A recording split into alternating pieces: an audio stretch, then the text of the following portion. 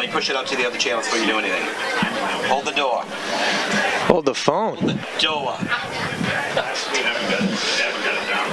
Yeah. Sit it down now. I haven't seen a front row band yet either. They always like this time of the day.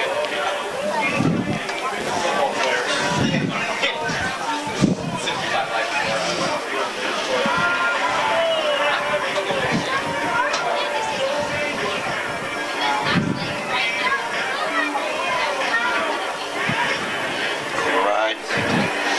Stand by. Ready, watch the confidence monitor. We're gonna see the Bulldog logo.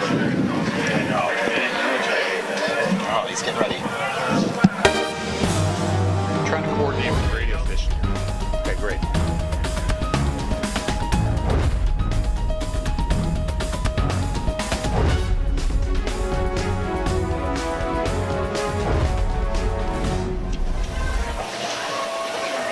Are you on?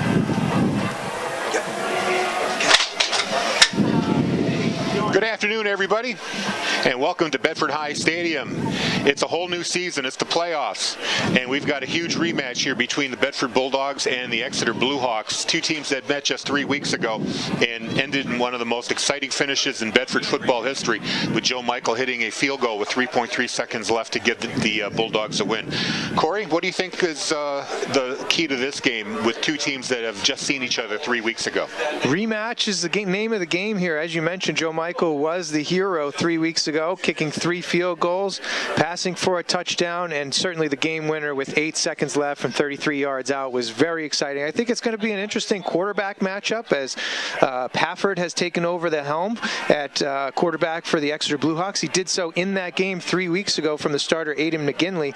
So it should be an interesting matchup between those two. Certainly the T offense and the big line up front for the Exeter Bluehawks will be another key aspect of this game, how well they can move the ball up and down the field. Looking at Roger Brown's column in the Union Leader earlier this morning, he had an interview with Coach Eric Kumba of the Dover Green Wave, who made the point that it's extremely hard to beat a team twice in the same year. It was last year that they beat Exeter in the regular season, but lost to them in the playoffs. Another point that he made was that this Exeter defense is so tough, they'll give you room to move and operate between the 20-yard lines, but once you get into the red zone, they're going to just shut you down. And we did see a little of that 3 weeks ago, but I think the big difference in that, in what happened last time we played, and also what's going to happen in this game, is we've got the wild card of Joe Michael's leg. He led us into the 20. That's Michael's field goal range. He's pretty solid from about 30 yards.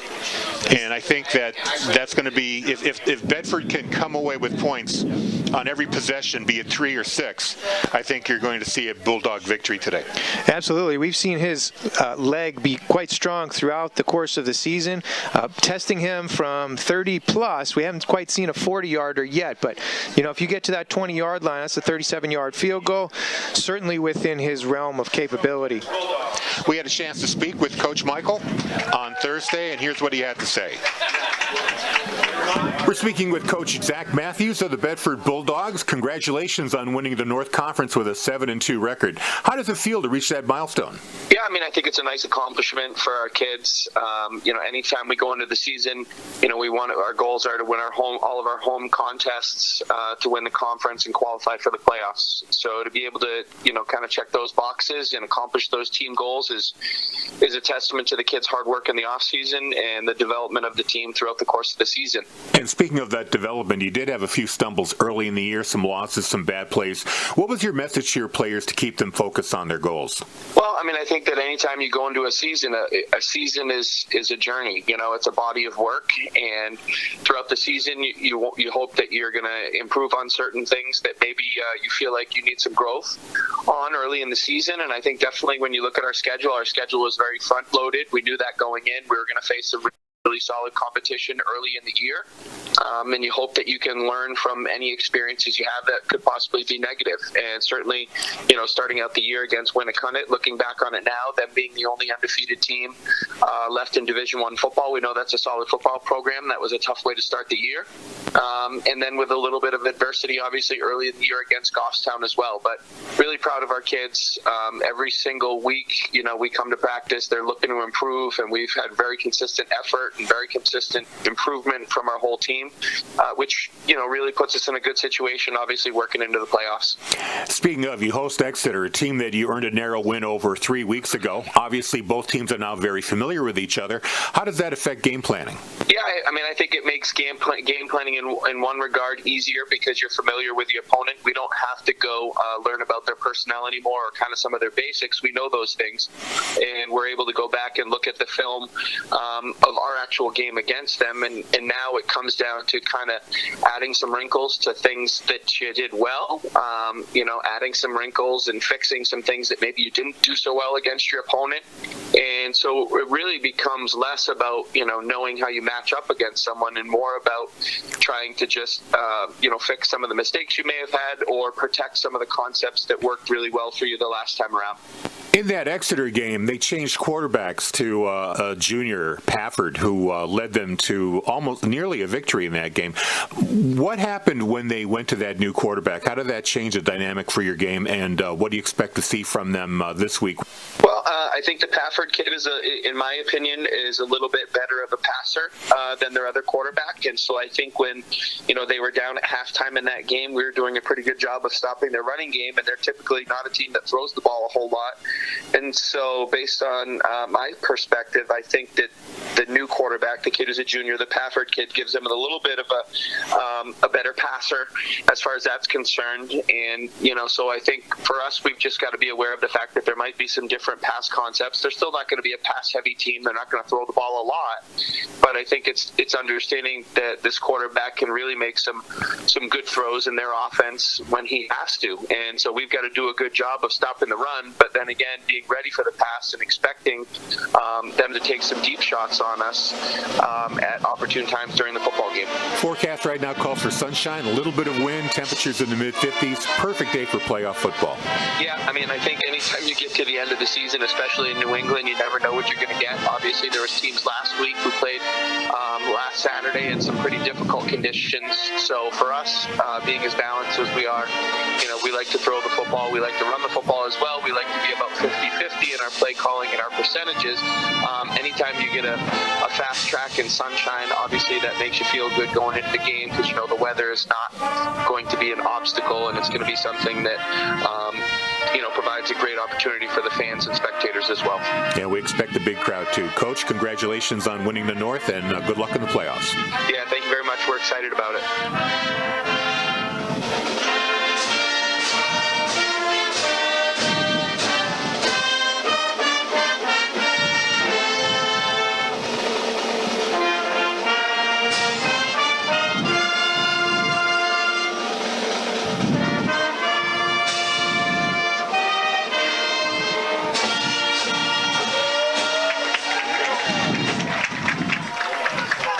Bedford High School band performing the national anthem as we get ready for kickoff here at Bedford High School Stadium.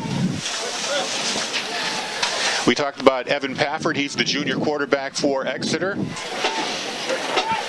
A better passer, but does that necessarily mean that he's going to deviate from the run-first offense that we've seen from the Blue Hawks in the past? Well, no, definitely not. We're going to see them stack up in their T offense, 2 tights, 3 backs in the backfield behind Evan Pafford. They're going to smash it right up the middle. Maybe some misdirection plays, maybe trying to get out on the edge here and there. But it's the concept of keeping the Bedford defense off guard and mixing in a pass here and there to try to catch them off guard. So those are really kind of the strategies behind the Exeter offense.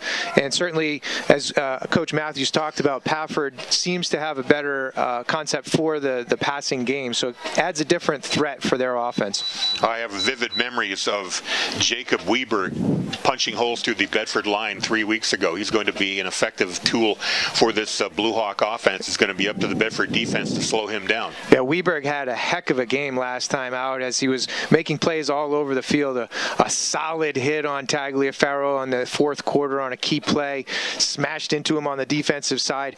2 touchdowns, 1 running about 25 yards, and then an unbelievable one-handed stab on the go-ahead touchdown for Exeter in the fourth quarter.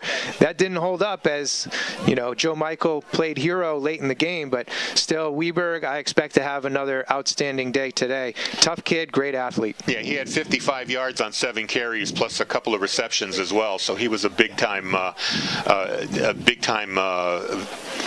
tool to victory or near victory for the Exeter Bluehawks. Other statistics from that game, Bedford had actually outplayed them quite a bit on the offensive side. 290 yards of total offense to 166. Time of possession was equal. Bedford had almost twice the number of offensive plays, 59 to 38. But again, the game came down to a single field goal, and that's what we expect here. A very tight game.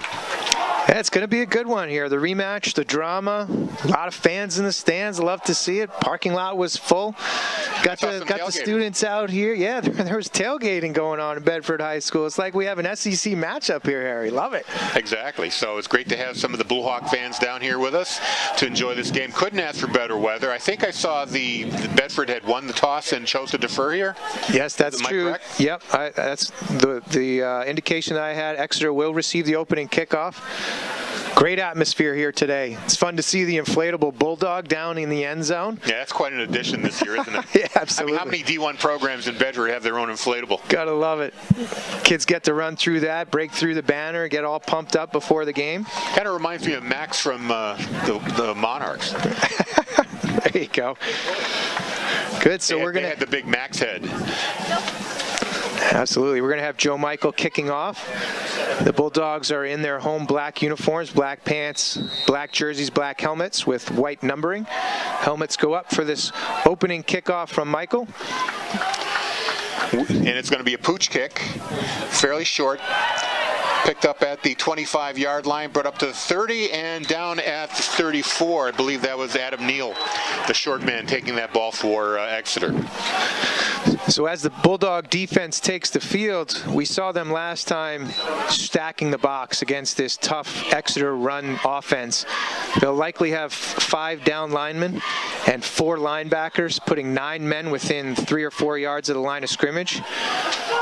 2 defensive backs looking for that deception in the pass. They come out in their T formation. Yep. No receivers, 3 in the backfield. Pafford under center. The snap and a handoff. The detour, I believe, and he gets about 2 yards on the play.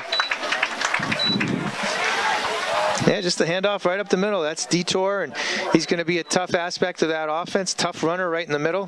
They get 2 or 3 yards in their opening handoff there. They're going to give him 3 yards on the carry. That'll make it 2nd and 7 from the Exeter 37-yard line. Bradley Richards leaves the game. And a timeout here. Is it an official timeout? It is. And now they restart the clock.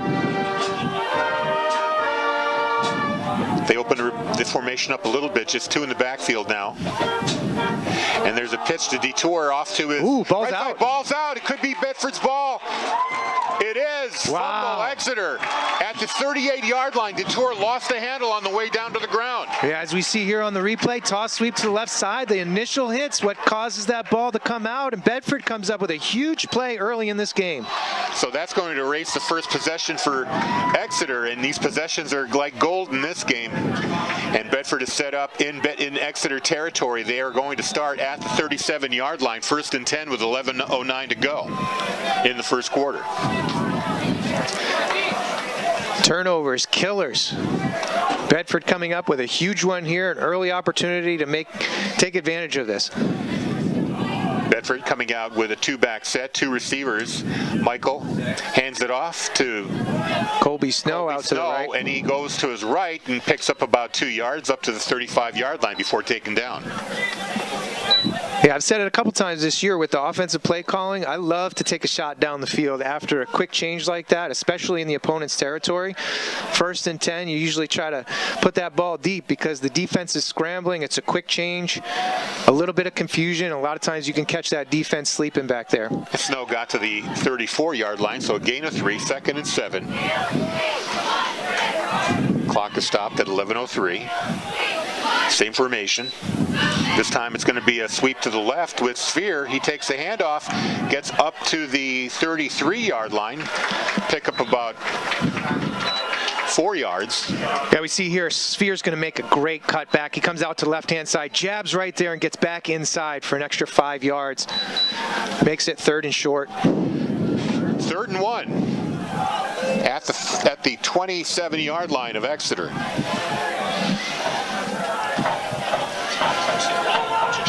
So big 3rd down here early. Keep the drive alive here. We'll see what they do.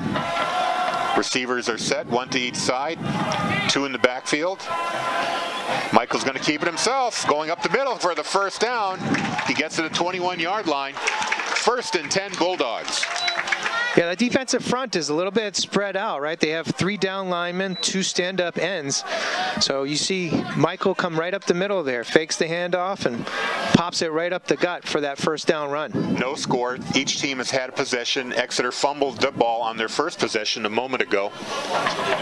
2nd play from scrimmage, a huge change in momentum early in this game. So 1st and 10 here. Both receivers to the right of Michael. He's going to give it to Sphere, who starts to his right and cuts up the middle. He's going to pick up 1st down yardage and get, the ball is on the ground. Jeez, that ball seemed like it was down. I would think he would be, but let's see what the officials are saying Exeter took over here. Unfortunately, we don't have a instant replay to turn over plays, but it did look like Sphere was on the ground already when he lost the ball, but they're going to give the ball back to the Blue Hawks on the 4-yard line. So Bedford gets a turnover and gives one. That's late in this run here. And that ball squirts out. Sure certainly looked like he was down from that replay, but maybe it's something that we couldn't see from up here. That ball was being juggled on the way down. Either way, Exeter comes up with a turnover of their own and start on their own 4-yard line. So a terrific drive by Bedford, snuffed out with a fumble. And here we are again, Pafford under center with the T formation. 3 in the backfield. A handoff goes to, you got to check that number. Number 39 was the ball carrier. That's Bradley Richards for the Blue Hawks. And they mark him at the 10-yard line. So 6-yard gain there for Exeter. 2nd down and 4 coming up here with 9 minutes to go in the 1st. Here, I think it's still 2nd and 10 here. They got back to the original line of scrimmage, but they're backed up deep. You can imagine some conservative play calling here.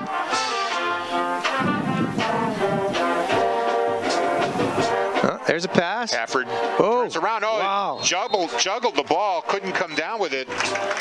Well, it looked like that hit Sabati, number 3 for the Bulldogs, right in the back. Glanced off of him, and then number 88, Ryan Graney, actually had a chance to catch this ball on the deflection. Strange play there, but it's still going to be 3rd and 10.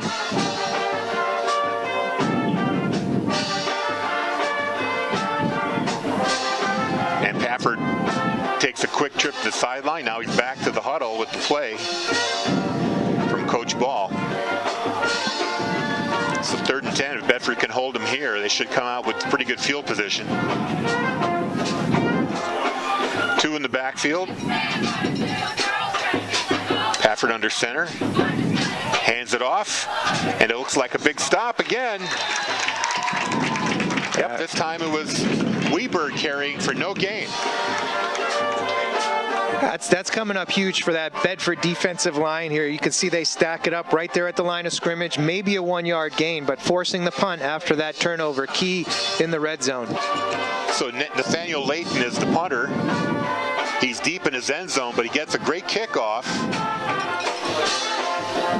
And it's picked up at the 35-yard line, then backed off a little bit to lose some yardage. Nate Clark was the receiver for Bedford.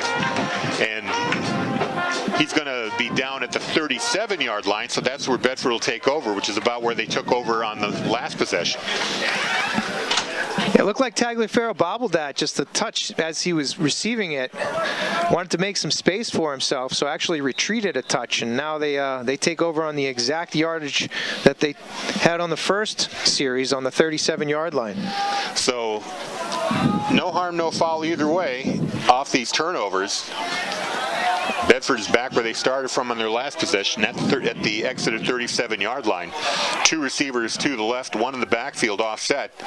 And Michael's going to run to his right. He's got some yards, and he looks like he got a first down all the way up to about the 26-yard line. They're going to mark him very close. If not a first, he's going to be very close. Yeah, watch Logan Sphere here on the outside, number 1. Popped right there, got a great block on the outside backer, and sprung Joe Michael for that extra yardage.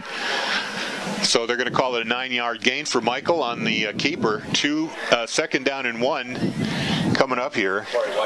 You like to see that from your running backs, getting out, getting dirty, making some key blocks, both in pass protection but also on that run for your quarterback. 2 in the backfield now for Bedford, and now they spread out, receivers on either side. And the handoff goes to Sphere. He gets up for first down yardage up to the 24 for Exeter.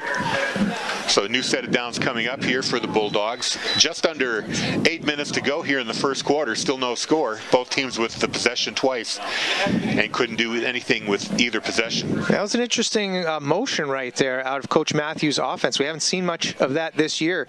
As he was talking about in that pregame interview, make sure you stick to your basics, but add in a couple of wrinkles. And that motion before snap was certainly a wrinkle. Sphere in the backfield. He's the lone back. He gets the pitch. Running to his left. He gets submarined there by number 39 for Exeter. Bradley Richards at the tackle there. Good cut there. Going to limit it to almost no gain. Adam Neal came up from his secondary position there for the Blue Hawks as well. Got in on that tackle. 2nd and 10 here. No score currently at Londonderry or at Pinkerton Academy. That game's going on at the same time. Busy backfield there for Bedford. Now they spread out. Tagliaferro off to the right. And Gradzinskis to the left. And Gradzinskis is the receiver. He gets the pass, and he gets it all the way to the 10-yard line. It's going to be close to 1st and goal. And mark it at the 11, so they still can't get a first down. But again, that was that pre-snap motion. They were lined up a certain way. Joe Michael gives a certain set to change into a different formation. And then Gradzinskis was open on that left side on a quick slant. Bedford lines up 2 receivers. Gradzinskis and Tagliaferro are going to be off to the right, but Michael's going to run to his left. He's got a block, and he gets it up to the 6-yard line for a gain of 5. 2nd and 5 coming up here for the Bulldogs. He had some good blocking out in front of him. Pulling guard from the left side there. Big number 72 getting out in the way. That's Jake Ben trying to seal those linebackers to the inside. 6-minute mark here in the first. No score. In the only other playoff game that's been completed, Goffstown lost to Winnicott yesterday. They put up a good fight, but came up short 20-14. So the winner of this game will be traveling to Hampton to take on the 10-0 undefeated Winnicott Warriors. There's a snap. And a ball on the ground once again, but I think Bedford got it back. A little miscommunication on the handoff between Michael and Sphere. And yeah, Sphere came up with the ball, so a close call there. You nailed it there. That's a run-pass option for Joe Michael in the backfield. He sees Sphere go ahead in front of him. Has the option to just hand it off or look for a receiver. And you're right, they miscommunicated on whether or not he was giving it or pulling it. That ball ended up on the carpet. And it ends up being a 3-yard loss, so it's 3rd and 8 coming up right now. Bedford can still get a first down. They'll have to get to the 1-yard line, but they'd rather get into the end zone here. 5 minutes to go in the first. 2 receivers to the right. Michael hands it off. It's a double reverse. Ooh. Taliaferro, Wow. he's got blockers. He's going to get into the end zone for a touchdown. 8-yard run. Taliaferro puts Bedford up 6-0. Wow, sneaky play here. They're pulling out all the stops today. Tagliaferro with that nice little wrinkle on the end around from the backside, the reverse. Catches the Exeter defense off guard, and they get 6. And now Michael lines up for the extra point here. Yeah, that was a tough third down here against a defense that's known to be pretty fierce in the red zone. They had to come up with something that they hadn't seen before, and it worked to perfection. Grudinskis waiting for the snap. He gets it. Ball is down. Kick is up. It looks like it might have been blocked. Oh, it's wide. And it's wide to the right. Somebody got a paw on that. Let's see if we can see it on the replay here. The snap looked okay. Good hold to get it down. Looks like Michael just pushed it to the far right. But it didn't seem to have enough leg to it. That's why I think somebody made contact with it, because it was kind of fluttering on the way to the goalpost. Definitely not the solid kick that we've been seeing from Joe Michael in recent games. But back to that touchdown. That's a fantastic play call there. You're deep in your enemy's territory. You're on the doorstep, and you need to get points out there. That's a perfect time to come up with a trick play, if you will, on that reverse. So kudos to Coach Matthews, and the play calling leads to a Bedford 6-0 lead here. Quick reminder for everybody out there in the Bedford community, the girls volleyball team is in the state finals today at 4:30 p.m. at Pinkerton. They will take on Hollis Brookline for the championship. Bedford, the #1 seed, and Hollis Brookline coming in with that #2 seed. So it should be a good tilt this afternoon at 4:30 at Pinkerton High School. Here comes Joe Michael with the kick. He's going to send it to the sideline there. Ooh. Oh, it looks like a little miscommunication there. Two Exeter receivers coming to the ball at the same time almost caused a turnover there. Yeah, you know, Roger Smythe, who came up with that field there, came up with the ball. I got to give him credit for holding on to that thing. I mean, yeah, he got whacked by his teammate. Yeah, Nate Layton thought the ball was going to him, and they both were fighting for it, kind of met the ball at the same time. And, of course, in high school, once you hit the ground, you are not able to get back up and run like you are in the NFL. Your knee or elbow, or you are called down on the turf, the play ends. And that happened right at the 20-yard line, so that's where Exeter takes over. 1st and 10, 4:45 to go here in the first quarter. Bedford up 6-0. An 8-yard run by Taliaferro on a reverse. Extra point, no good. In the T formation, the handoff inside. And the ball's on the ground again. Wow, somebody greased the ball up today. I guess. Slippery little sucker today. But the recovery there by number 57 for the Exeter Bluehawks, that's Ian O'Kane. Spared disaster there for the Bluehawks. It's going to be a big gainer, though, up to the 28-yard line. So it's going to be 2nd down and 2 coming up. Unfortunate miss there for the Bulldogs. T formation once again. Pafford under center. The snap and the handoff goes inside to. They're so tight, I can't usually find the numbers. Is that I believe that was Weberg, yeah, 33 with that carry. He's got enough for the first down, so they will move the sticks. So he gets it up to the 31, about the 30 and a half to be more exact, but it's enough for the first. The first down the Exeter Bluehawks were able to pick up today. I want to mention, too, this state final with the volleyball. It's going to be televised on the NFHS network online. T formation again here on 1st and 10. Handoff inside. Who's got some room? Weberg's got some room. He broke through. He's going to pick up the first down up to the 43-yard line. That was a quick handoff. He was the first guy through the hole. Yeah, I think that was Leo Zhang, who came right up the middle, number 27. Didn't get a lot of time last game, but he's been lining up in the backfield behind Pafford today. He's right in the middle in this T formation this time, too. They're sticking with the T here at the Exeter 43-yard line.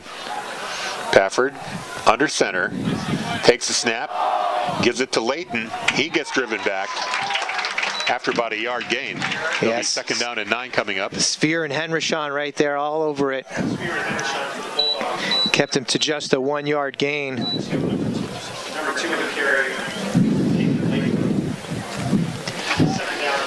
We just had a score in the Londonderry-Pinkerton game. Londonderry appears to have just scored a touchdown but missed the extra points, so they're up 6-0. Similar story. So 2:30 to go here in the first. 2 in the backfield this time for the Blue Hawks. Zhang and Layton. It's a fake that Layton. Hafford's going to keep the ball, turn the corner, and get it into Bedford territory. He's going to pick up about 7 yards up to the 49-yard line of Bedford. Yeah, Sheridan came across and came up with that tackle, but not before about a 7-yard gain there. Again, 3rd and short for the Blue Hawk offense. Yeah, it's going to be a long 2 here. Under 2 minutes to play here in the first quarter. Pafford returns from the sideline with the play call. I have to say, good pursuit of the ball there by Sheridan as he came all the way from the backside. So 3rd and 3, they're going to call this. T formation again for Exeter. And the ball goes to Weberg, who fights his way very close. Boy. I think he's short. Nah, they're going to give it to him. They're going to give him a generous spot. Yeah, he made the 47-yard line, so I'm guessing that they're going to move the chains here. They might measure now. The head official signals for first down, so they get a first down and into Bedford territory on the Bedford 47-yard line. So on the 3rd possession here, the Exeter Blue Hawks are starting to put together some drives, moving the ball with 1:13 left here in the first quarter. Bedford up 6-0. In the T formation again, Pafford under center. The snap and inside handoff that gets snuffed out. Layton was the carrier. No, correction, Zhang, number 27. He winds up picking up 2 yards on the play. They'll mark him down at the Bedford 44-yard line.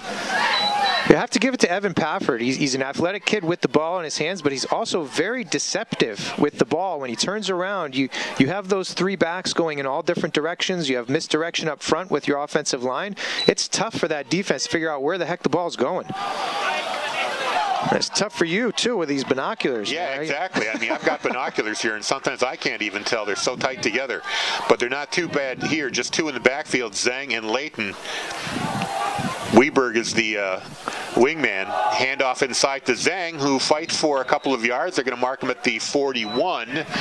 So we're coming up on a 3rd and 5 here for the Exeter Blue Hawks. That's going to run out the first quarter as we've had no penalties to speak of. A lot of run plays. Ball's been inbounds, so we have a quick first quarter that has gone by, and Bedford holds a 6-0 lead after 1. And that comes off an 8-yard run by Taliaferro off a reverse play, which is something we really haven't seen the Bulldogs run here. But Coach Matthews said he's got a couple of wrinkles that he's going to pull out here in this playoff game, like you have to do, especially with an opponent that you only played 3 weeks ago. You got to change things up. Sure do. We've seen the motion, pre-snap motion from the Bedford offense cause a couple of plays to create confusion on the defense, and then certainly that reverse for Tagliaferro on that 8-yard touchdown run. So, good strategy as he's done a couple of different things that aren't on film from the rest of the season. Mixing it up, trying to keep the defense off guard. We've got another Bedford team in the state finals, girls soccer. They're going to be playing their final at 5:30 on Sunday at the Exeter Billball Stadium. And it's going to be number 1 seed BG against the number 3 Bulldogs. And BG, of course, one of our biggest rivals. Again, that's on NFHS Network.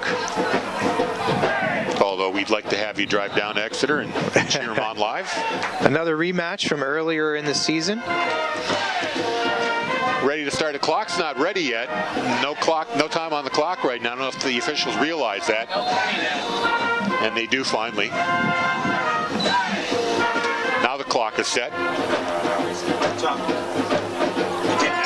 hit enter and it didn't go in. And play is resumed here. 12 minutes to go. 2 behind Pafford. Weberg is the tight end, handoff to Layton. He doesn't get it. No, he's short. He gets submarine there after about a 2-yard gain. Likely 4-down territory here. 4th and maybe 1. Certainly 4th and short. That was a good stick by the defense. But as you know from last game, the Bedford defense is going to have to buckle down on a couple of 4th down tries here, and Blue Hawks offense stays on the board. A couple of fresh bodies in. Bosa comes in, also Ryan Sheridan for Bedford. Here we go, 4th and 1. It's like a Bears defense. They have 6 down linemen here, right up at the line of scrimmage. Watch the jump. Don't go early. And the handoff goes to he's got it. Weberg. And he's going to get the first. Tackle there by Chandonnet. He came up on the outside right side of the defense, but it wasn't before the Blue Hawks got that first down. So they put on their big boys, tried to defend that line of scrimmage, but couldn't quite keep the Blue Hawks from moving those chains again. No, Weberg bounced to the outside a little bit to avoid those bodies. And Chandonnet with a great tackle. He was celebrating like he thought he got him short, but he was able to get the first down. So 10:50 to go here in the second quarter. Bedford leading 6-0. But the Exeter Blue Hawks with a fresh set of downs at the 35.5-yard line. Now we're going to get a timeout. Blue Hawks are going to go to the sideline to talk things over here with 10:42 to go in the second. Curious timeout there. They just came up with that 4th down key play there, moving the sticks. And I just find that as a curious timeout with 10:42 left here in the second quarter. Certainly they want to take care of the ball. They don't want to have a negative yardage penalty type situation, but I find that a curious situation there. Must have been some miscommunication with Evan Pafford coming back to the huddle, and they want to make sure they have the right play called at this point in time. While we got some time here, let's talk about the Bedford Bulldogs Athletic Boosters Club. They can always use your help. We're coming up on the winter sports season. Go to bbabc.net to learn how you can get involved with the Bedford Athletic Boosters. Winter sports season coming up here too for all those athletes out there. Make sure you're signing up. Some more information on the Bedford Bulldogs athletics page. We were just looking at the basketball schedules. We're working out our schedule. 11 broadcasts of what we're planning to do for girls and boys basketball. Packed schedule for all those Bulldog fans out there. Here we go now. 1st and 10 from the 35-yard line. Pafford gives it to Layton, who gets away from one tackle, but he's driven back after about a 3-yard gain, maybe a 2-yard gain. Stacked up there at the line of scrimmage, led by George Tatakis. D lineman's been making key plays all season. Another good one there.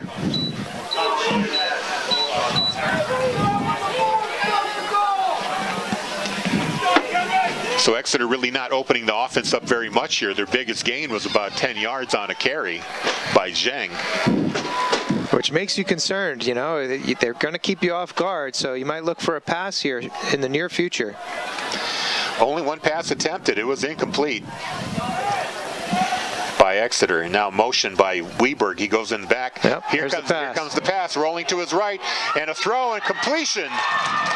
And he's going to be down to the 13-yard line, number 88 for the Blue Hawks. Ryan Graney with the catch. The 6'3" junior coming out there, a medium length route, basically just an outplay for them as he released from his tight end position and had plenty of room out there for Pafford to hit him on the run. So they got him marked down at the 13-yard line, 1st and 10 here. Blue Hawks in the red zone.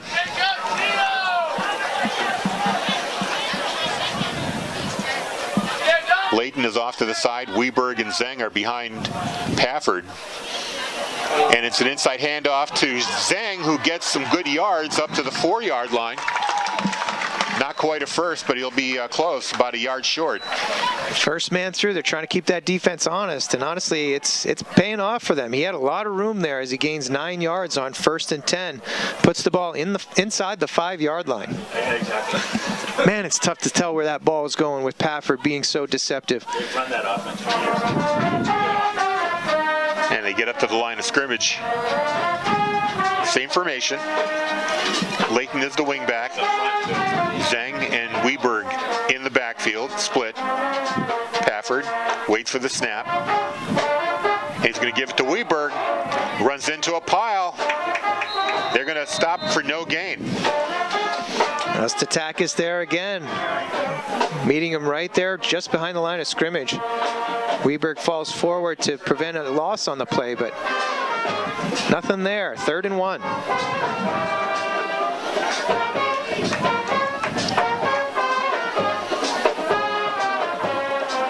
Keeping an eye on this Londonderry-Pinkerton game. I think Londonderry just scored again on a defensive turnover. Anyway, back to here. 3rd and 1, or 3rd and 4. 3rd and goal from the 4. Handoff inside to Zhang again. He only gets about a yard or 2. That's enough for a first down, I'm guessing. No, they have 4th down. No, it is a first down. Side judge had his fist in the air, seemingly signaling 4th down, but he does have enough for first down. So 1st and goal at the 2. So now the Bulldogs have their work cut out for them. 7:30 left here in the half. They have a 6-0 lead, but Exeter's threatening. Get your big boys up front. You're going to have likely 6 down linemen on the line of scrimmage on the defensive side here, trying to prevent that wedge going right up the middle. So they're back to the T formation. From the 4-yard line. Handoff to Weberg. He bursts through. Touchdown, Exeter. Found a nice gap from about 3 yards out. And that ties the game up. And now with the extra point coming up, they might take the lead. Yeah, it's tough to stop them when they're on that 2-yard line. Big, tough offensive lineman open up a hole for Weberg. He was barely touched on that. Now the extra point try from Evan Moss. Oh, they were short, man. Finally got him on the line of scrimmage, so they got a full set of 11 now. Exeter does. Snap, ball's down, kick is up. That's good. And it's good. So the extra point's the difference. Exeter with the lead, 7-6.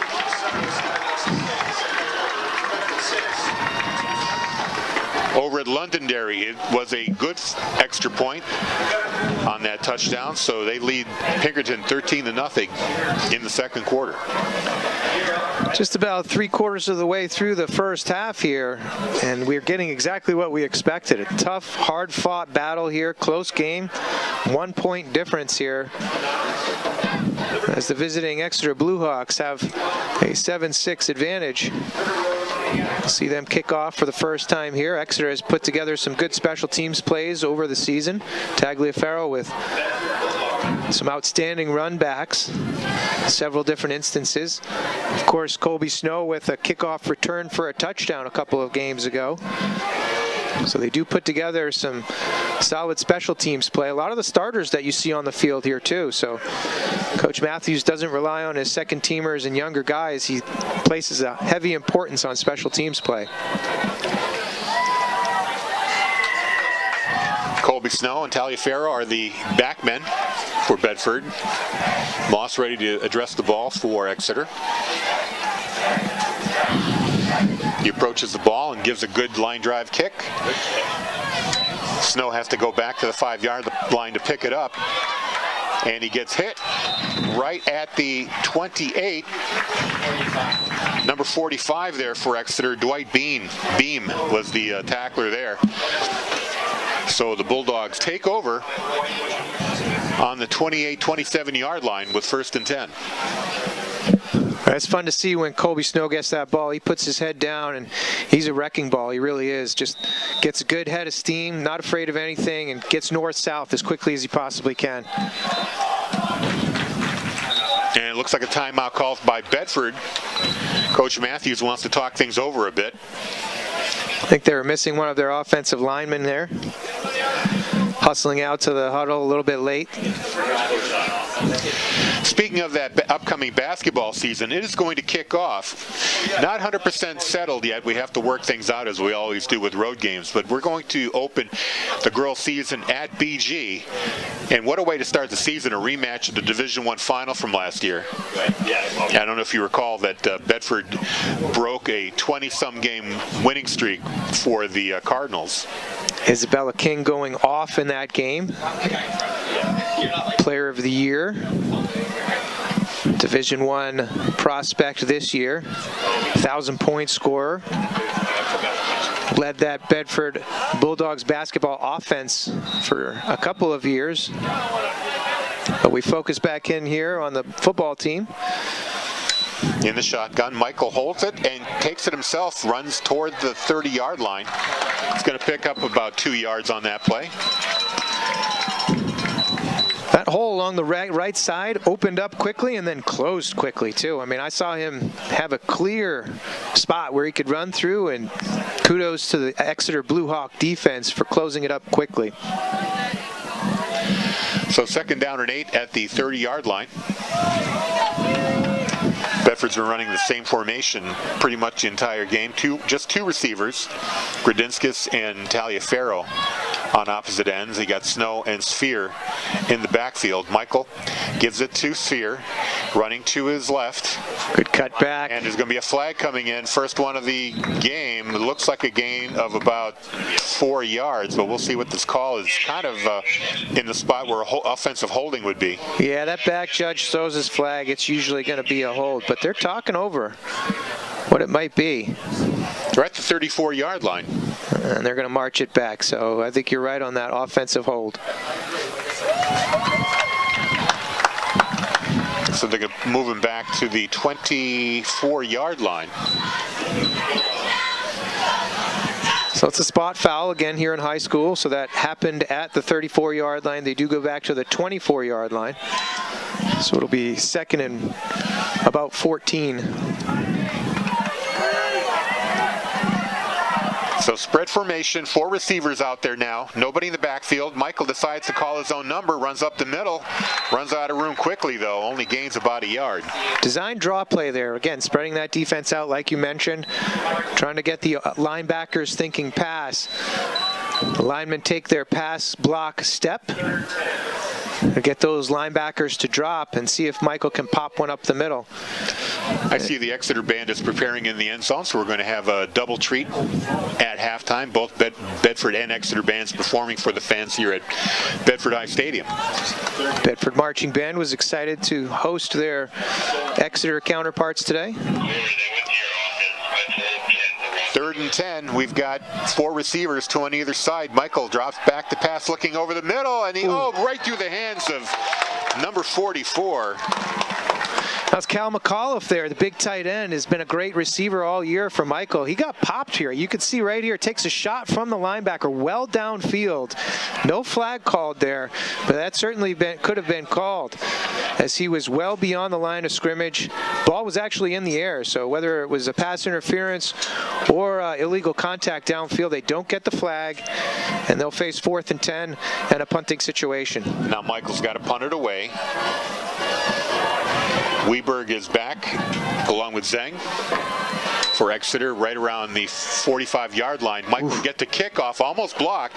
Weberg is going to catch it, and he's going to call a fair catch at the 45-yard line of Exeter. So pretty good field position for the Blue Hawks as they take over. With 5:08 to go here in the half, they lead 7-6. You saw right there on that replay, it was a slow snap back to Michael. He actually had to kind of toss that ball up pretty quickly so he could get a good foot on it.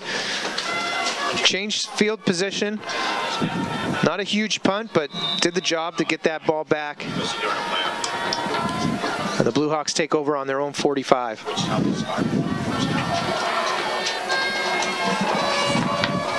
We'll give you an update on the Pinkerton-Londonderry game right after this play. T formation for Exeter.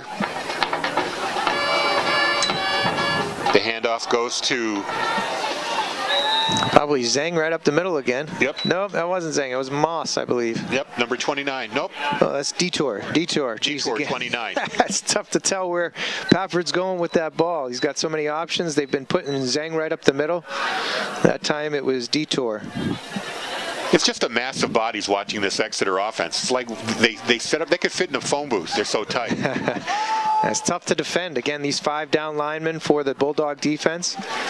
Right now they're popping into a 3 linebacker set instead of 4. They're trying to prevent that pass play from happening. 2nd and 9. And a Pafford's going to hold the ball, but it looks like he's going to get taken down for a loss. Yeah, Russell Irwin all over it. Senior linebacker making the play. If not a loss, at least no gain. They're going to stop him at the 46-yard line. So 3rd and 9 coming up here for Exeter. Big 3rd down play. Bedford could stop him and get the ball back with 4:21 to play in the half. One of those D linemen run off the field, so we might see a 4-4 set here, 3rd and long, expecting a pass of some sort.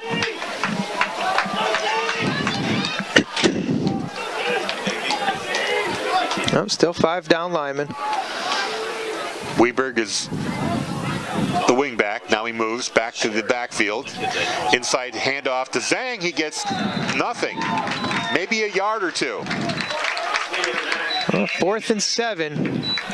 Around midfield, looks like the punt team comes out for the Blue Hawks. They're in a hurry. Look like they're trying to get too many men penalty. They don't quite get it. They do get it off pretty quickly. Oh, close. Almost blocked.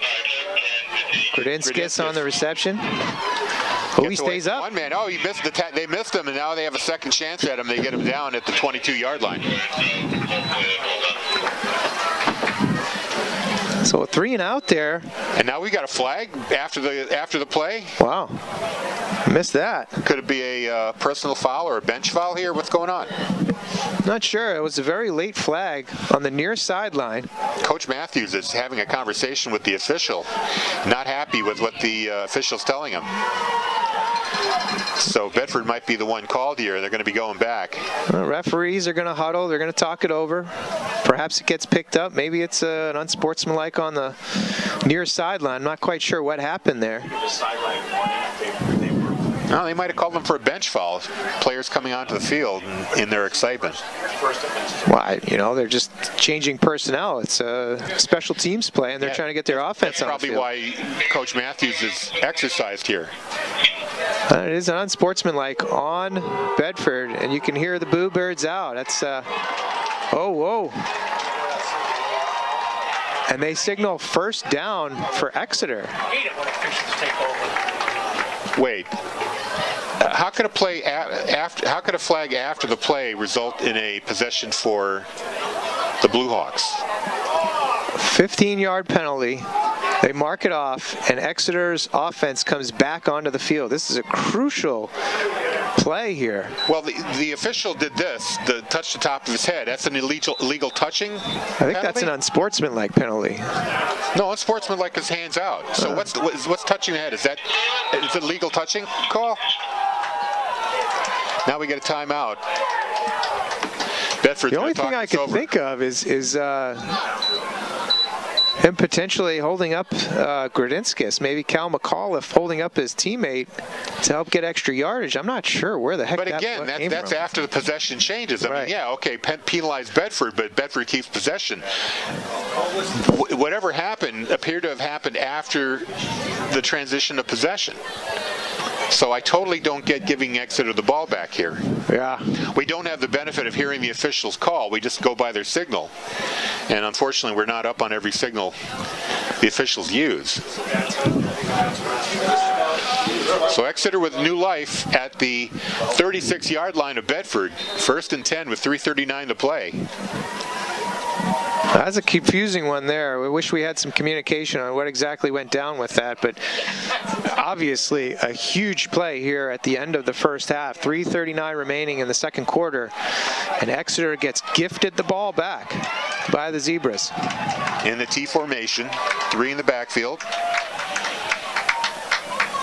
Pafford turns around, gives it to Weberg, who goes to his left side, picks up about 5 yards up to the 30-yard line.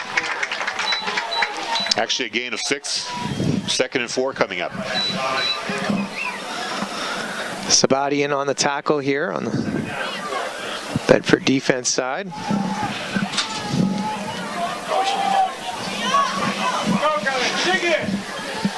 Exeter taking their time here, coming up on 3:11 remaining here in the second. They lead 7-6. T formation again. At the handoff inside to Zhang, he gets pulled down from behind.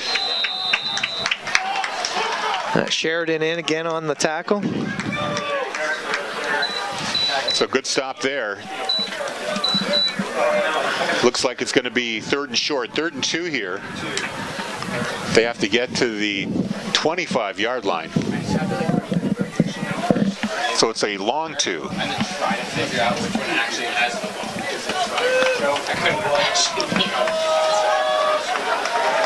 Running that T formation again. Fans are getting excited here. Pafford under center, a little bit of movement there on the Bedford line. No call, no flag. They're going to take a timeout. They're trying to get a good, easy cheapie by changing up the snap count. Decent discipline on the Bulldogs. They did jump a little bit, but not enough through the line of scrimmage there, the neutral zone, yeah, to get a foul called. So still 3rd and short. Exeter will talk it over with 2:13 left here in the first half. Clinging to a 1-point lead on their extra point. Well, they were good on their extra point. We don't know how good a leg Moss has from further. So Bedford still has some room here. They've got 2:13 left with only 1 timeout for both teams. If they can keep Exeter outside of the 10 or 15-yard line, it might be very hard for the Blue Hawks to come away with any points here. Yeah, certainly this is 4-down territory. Ball's on the 33-yard line. You know, again, I doubt that they would, 28-yard line. It's that's a good 45-yard kick for the Exeter Blue Hawk team right now. So, you know, I'm guessing that they're thinking 2 downs here to get this first. So 3rd and a long 2, 2:13 to play here in the first half. 12 men on the field.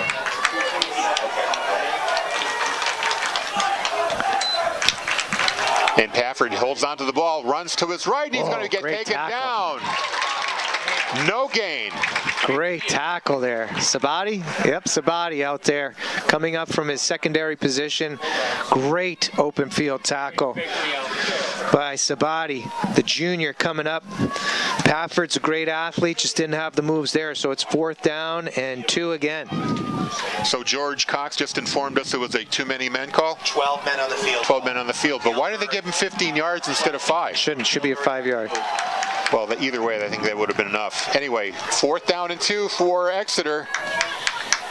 T formation, handoff to Weberg, and he's going to get the first down. He got it. Powered his way through, carried some Bedford defenders with him up to the 24-yard line, and they get a fresh set of downs with 1:27 to go.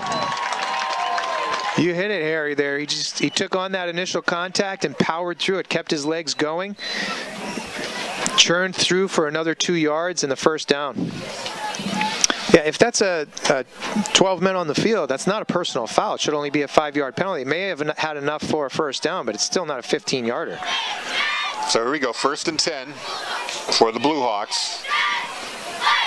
Hand off to Layton. He bounces to his outside, misses a tackle, gets it all the way down to the 10-yard line. First down for the Blue Hawks. I think it'll be just short of a 1st and 10. Nifty running here. A couple of cuts, inside, outside, back to the outside. Gets into the secondary and down to the 11-yard line. Exeter's in hurry up here, trying to get another foul. Trying to catch Bedford with a man on field again. T formation for Exeter. Inside to Zhang, he gets buried, no gain. They did mark him at the 11-yard line. They're going to put him down at the 10 here, so 2nd and 9, not a 1st and goal situation. 20 seconds left. 20 seconds left. Exeter's in hurry up. Probably a pass play here, I would imagine. Trying to preserve the timeout. Nope, they give it to Layton. He's got a beat for the end zone, and wow. Yep, he gets a touchdown. Layton, a 9-yard run. You can see him reach for the pylon here. This is great athletic play here. Gets out to the right-hand side, avoids a tackle, dives, puts the ball on the pylon, and that's a touchdown every time. And again, we don't have the benefit of replay, but Layton, to me, looked like he might have landed on his knees first and then reached out for the pylon. But we can't really matter because we'll see it here on the replay. The officials don't have our benefit here. Watch, he goes down. Dives geez, that's tough to tell from our angle. Either way, the officials are standing right there. They rule it a touchdown, and the extra point is good. Good, and it was a line drive. Didn't look good when it left the leg, but 14-6, Exeter up by 8 here with 6.7 seconds to go in the first half. Bedford does get the ball back in the second. I go back to that punt there, and it'd be great to get some clarification on what exactly went down there. Why it was a personal foul, a 15-yard penalty instead of a 5-yard penalty. I wonder if there was a bench penalty. I wonder if somebody on the bench did something or said something to an official after the initial flag. Even still, importantly, as you noted, that would have been after the change of possession. So, back up the Bedford offense. It shouldn't have necessarily gone back to the Blue Hawks. That's a good point. Granted, if there was too many men, that's a 5-yard penalty. I don't remember if it was 4th and less than 5. If I remember correctly, it was 4th and long, about 4th and 7, 4th and 8. So it really a mystery as to how Exeter wound up keeping the ball in that play. Huge play, and it led to Exeter points. Just under 7 seconds left here in the first half. Ethan Moss back to kick for the Blue Hawks. Not much time here for Bedford to do anything. Moss approaches the ball at the squibber. Picked up there by Snow. Cuts to his outside and then runs right into Zhang, who drops him right at the 32-yard line. There's 2.6 seconds left to play. What do you do here? Kneel it out, or do you try to air it out? Hey, take your risk. Why not? 2.5 seconds. Get that ball downfield.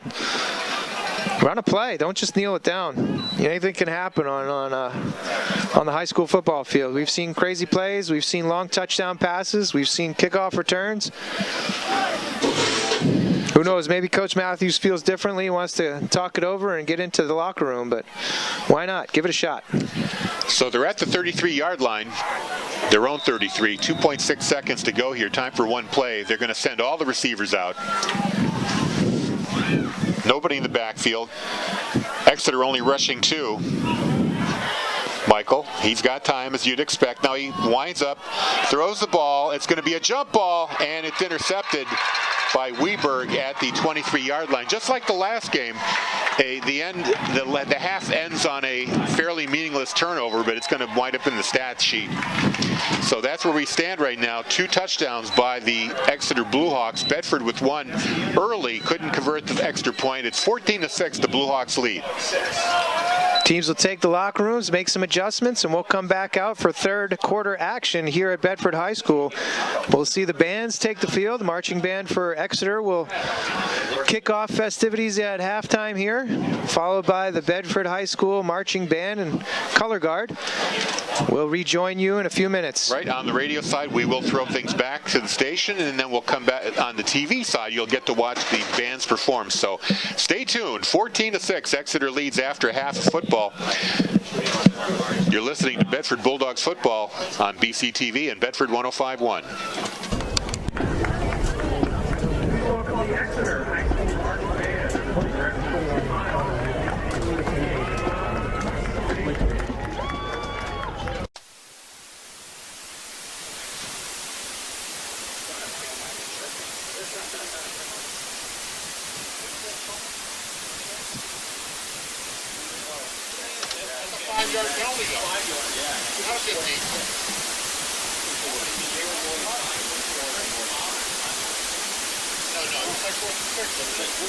They gave him 15 yards.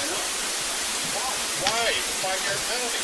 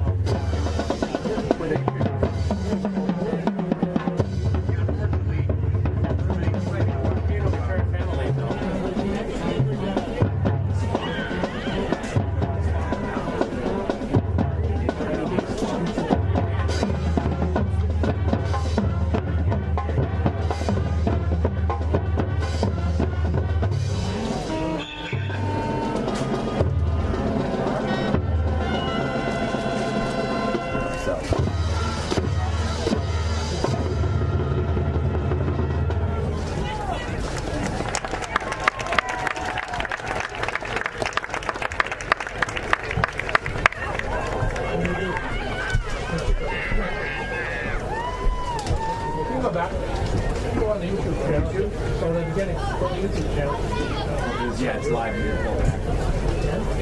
Why is it live? You're on YouTube.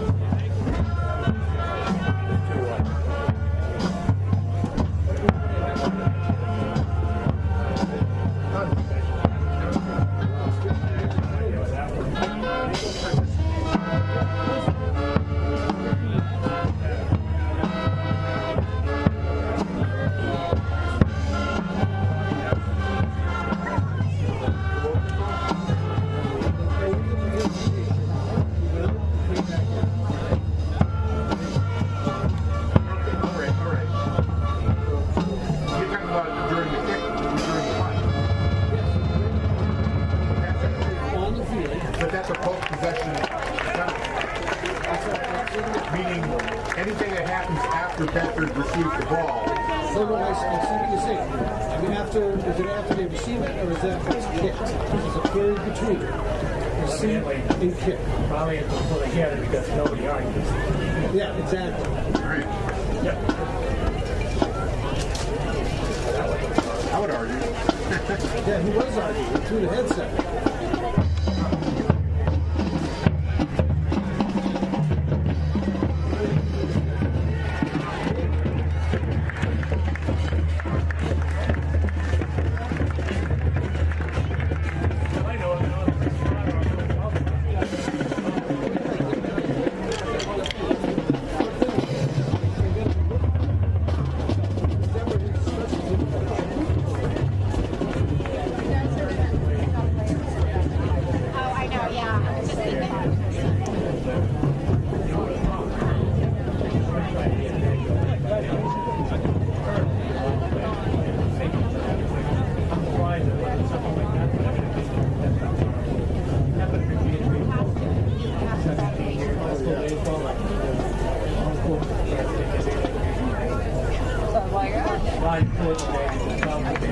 Oh, really? Tasty boy.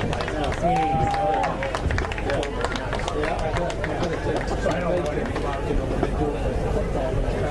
of like all right, there you go. Legal participation, Rule 9, Section 6-3-4A, having 12 or more players participating at the snap or free kick. Legal participation in 15-yard line. What do you? You had more than 12. 15 yards? Whatever it's total. What is it on this? 12 men on the field. You want to have the LP? I thought I had 15 yards. No. I'll figure it out. Yeah. 12 minutes started snap. Oh, did you hear that? Yeah. I got it. No, they moved them up to like the 30, but I mean, they gave them 15-yard long.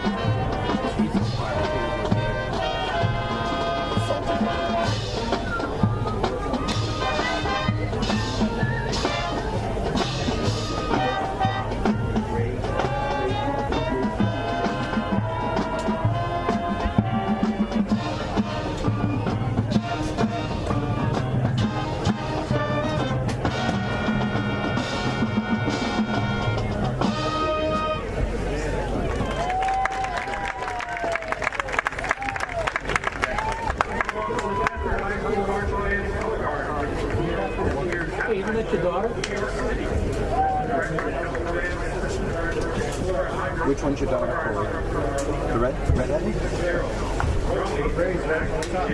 Oh. Shut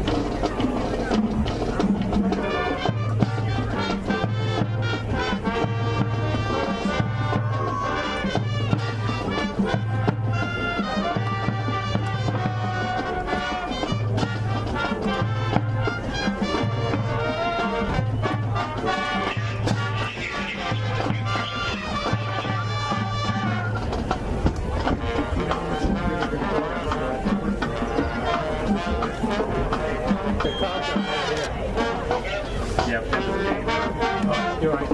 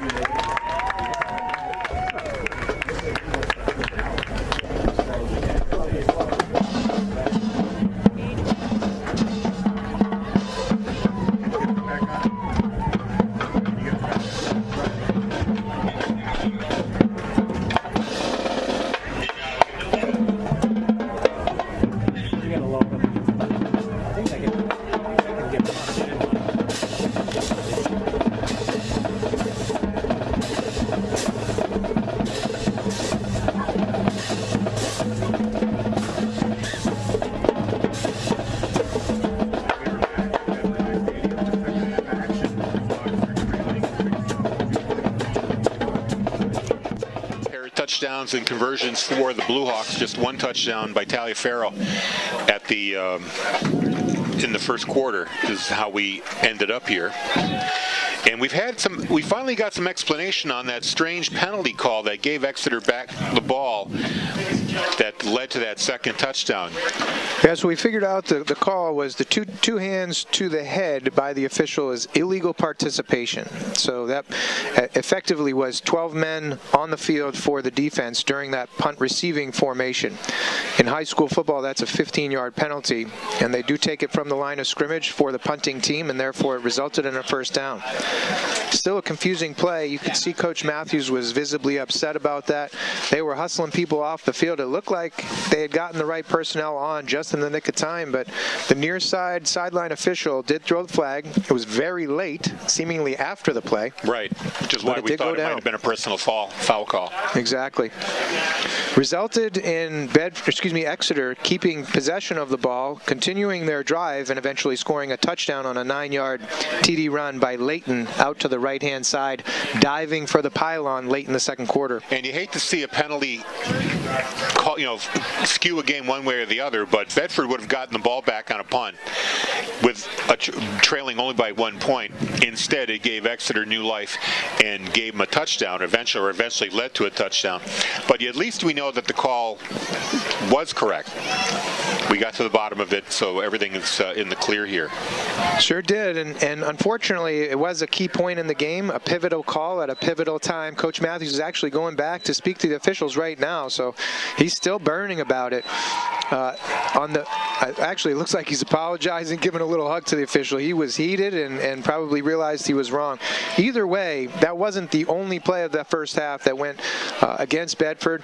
Certainly, the time of possession and the number of offensive plays is another key aspect that we look at from the statistics standpoint, as Bedford only ran 16 offensive plays versus 31 for Exeter. Exeter outpaced the Bedford offense 124 yards versus 80 yards, and the time of possession is another key that I pick up on. Exeter had the ball for 16 minutes and 54 seconds versus only 6 minutes and 54 seconds for the Bedford offense. So, that ball control, steady approach to the offensive side of the game for the Blue Hawks is paying off today, and it leads to a 14-6 lead here going into the third quarter. And both teams exchanging turnovers. Each team had a fumble in the first half. There was a interception on the very last play. Again, it goes into the stat books, but it really didn't mean anything. So Waiting for the teams to return to the field now for second half action. As we mentioned earlier, the Goffstown Grizzlies lose to Winnicott in a hard-fought contest last night, 20-14. Winnicott, the #1 seed, will host the winner of this game next Saturday, 1 o'clock. Good tilt out there on the seacoast. Whoever wins this game today will be in for a tough matchup next week against the undefeated Winnicott team.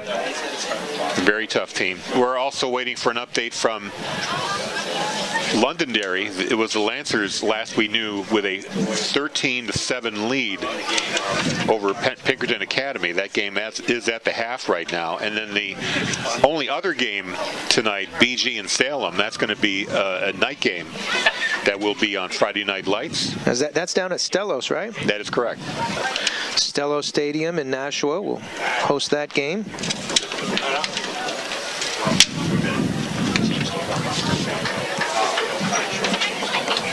Coming up at 4:30 this afternoon at Pinkerton High School, it's the state finals for girls volleyball, and your Bulldogs are #1 seed against the #2 seed Cavaliers.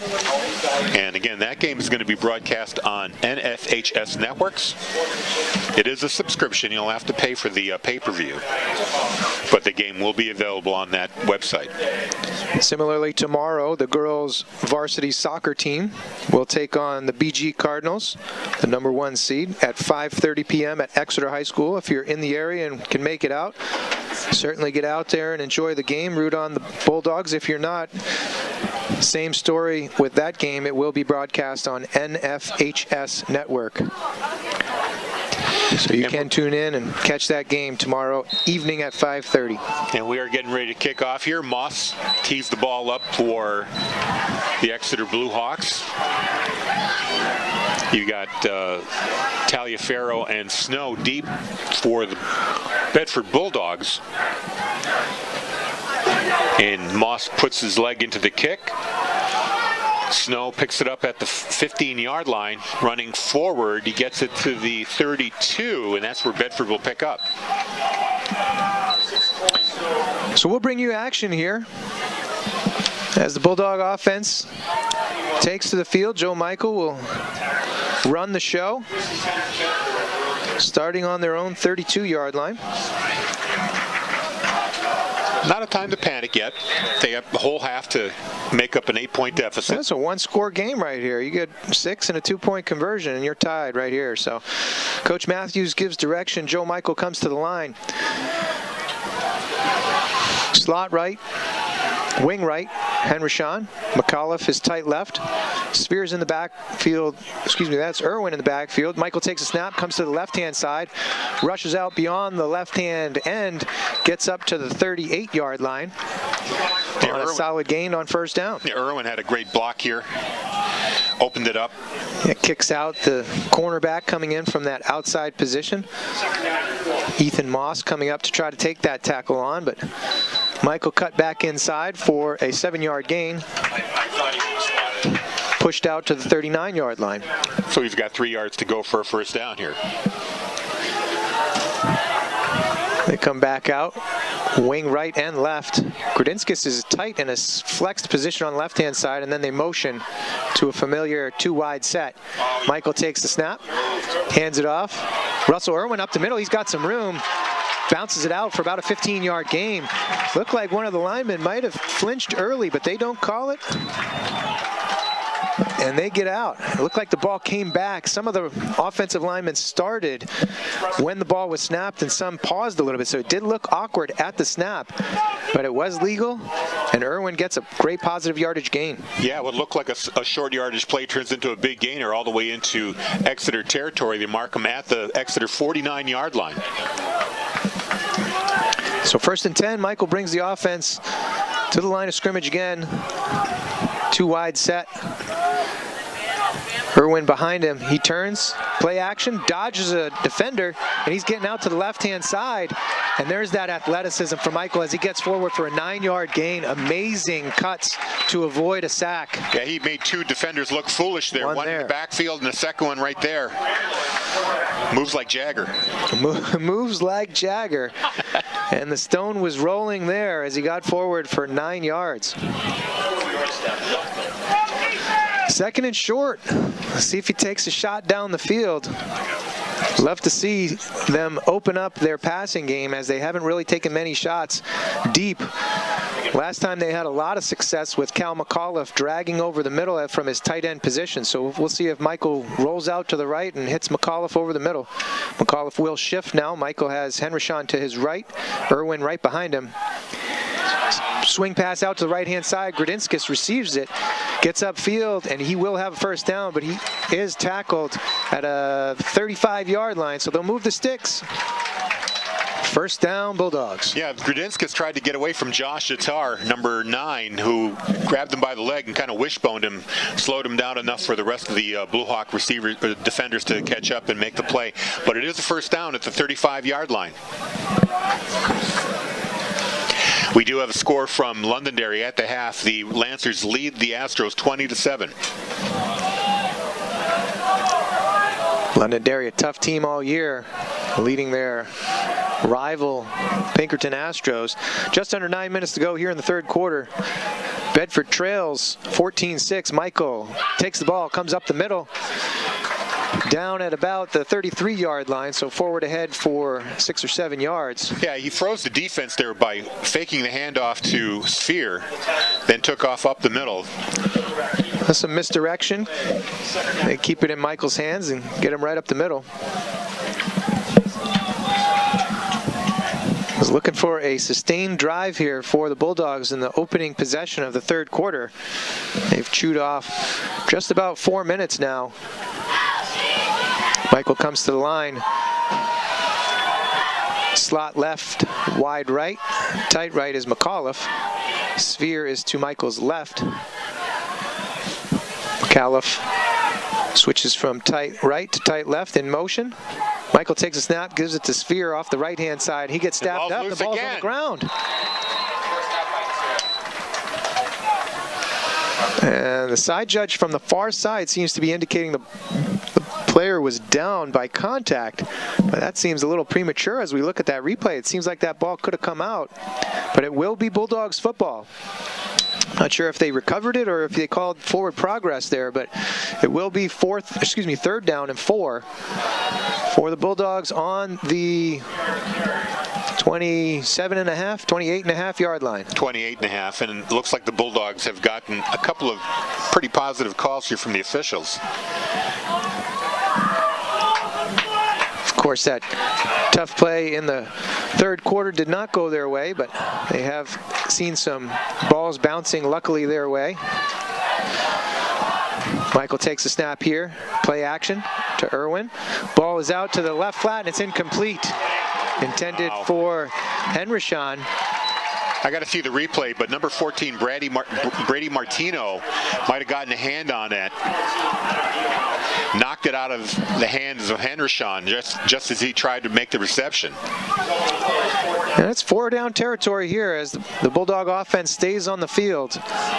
Ball is on the 28-yard line, 4th and 4.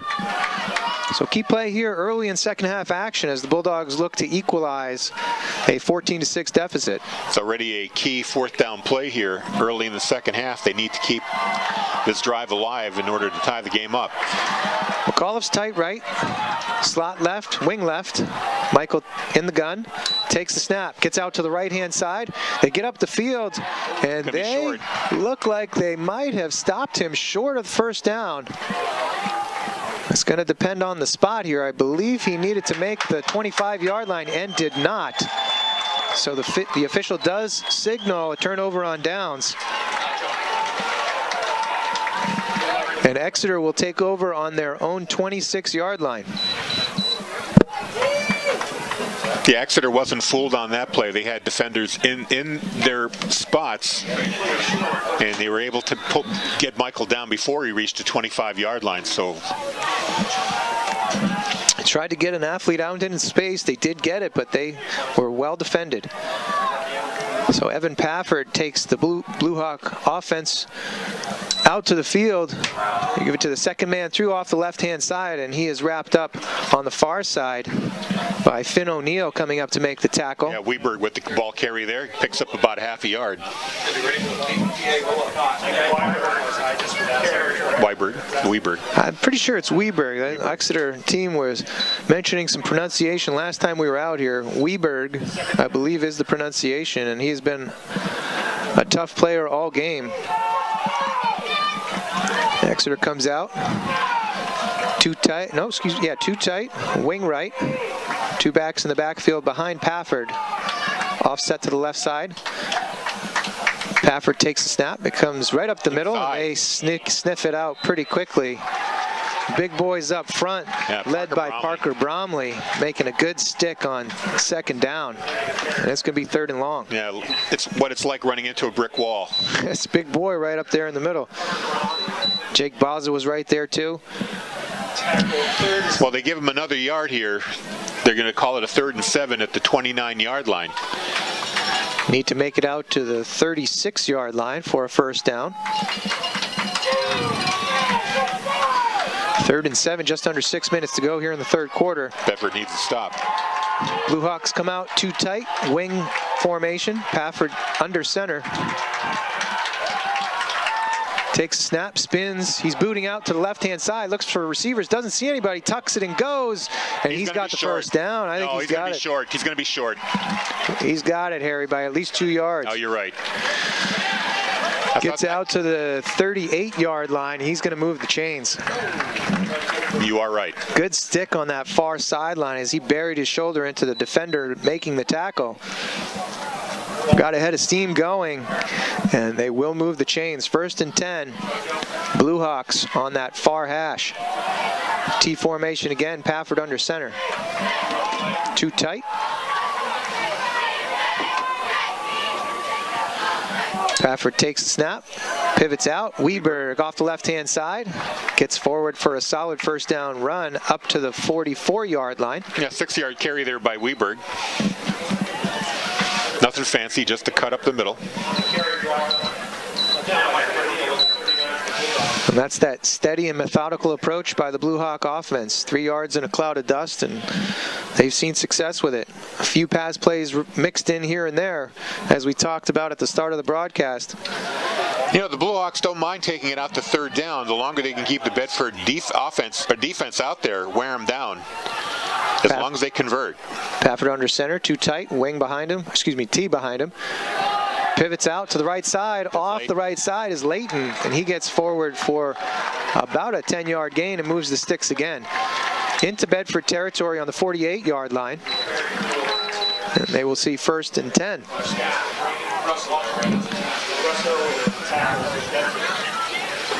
Punishing running plays here by the Exeter Blue Hawks. We saw with that time of possession statistic in the first half, they are comfortable letting the clock run while it's in their own possession. And certainly with a 8-point lead, they're going to be patient and methodical. Pafford under center, T behind him. Takes a snap, pivots. Off the left-hand side is Weberg. He's getting stacked up for maybe a 1-yard gain. Yeah, gets driven back, but not before he picks up about 1.5 yards. 2nd down and 8 coming up here for the Blue Hawks. Bromley leading the charge there for the tackle. Under 4 minutes to go here in the third quarter. Some defensive substitutions. 2nd and 9 is the down and distance. Pafford comes to the line, too tight set, wing right. Zhang and Layton are in the backfield behind Pafford. He takes a snap, reverse pivots. Layton fumbles the ball a little bit there. He bobbled it. He did keep it in his breadbasket, but that was moving around there 2 yards behind the line of scrimmage. He corrals it and gets forward for about a 4 or 5 yard gain. Yeah, Layton was lucky that he didn't get hit during that period while he was trying to pull the ball back into his body. If he had, he would have lost it. They've had some ball security issues, as we know. In the previous matchup, a key fumble with 2.5 minutes to go in the game led to another Bedford possession. Exeter had the chance to run out the clock, and we know the result of that previous matchup. The last-second field goal for the game winner. Here, Pafford comes to the line. T behind him. Under center, he takes the snap. Ball's off the left-hand side. Weberg. And looks like he's close to the first down. He got it. Or, yeah. Yep, they moved the sticks. sticks. Hard to tell. Sometimes the the judge on the sideline doesn't move out to where the ball is. It will be spotted on Bedford's 38-yard line, 1st and 10 for the Blue Hawks. These long drives really take it out of the Bedford Bulldog defense. They've got to come up with a stop here. They can't afford to fall 2 scores down to this team. Importantly, you have a lot of offensive starters on the defense too, right? So it is taking energy out of the defense. A lot of these guys are on the offensive side of the ball too. Pafford under center, T behind him. Zhang right up the middle. He squirts through and he's got a lot of room. Sabati makes a touchdown saving tackle, but not before Zhang gets down to the 22-yard line. Big run on first down. Sticks move, clock moves, Exeter offense moves.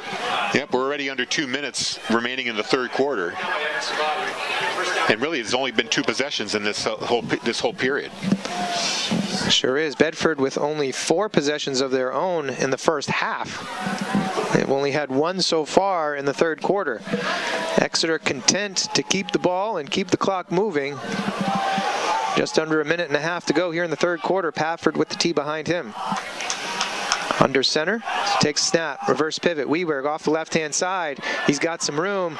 Gets down to about the 12-yard line, and he'll be close to another first down. Yeah, Weberg kind of came to a stop behind the line of scrimmage, kind of assessed what the situation was in front of him, and then picked his hole and hit it hard. And like you said, he almost got a first down there, or he did get a first down at the 12.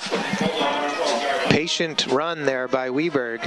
As you said, he snuck in there behind his blockers, waited for them to pick up some key engagements, and got forward for the first down. 1st and 10 on the 12-yard line. Pafford to the line again. Too tight, T behind him.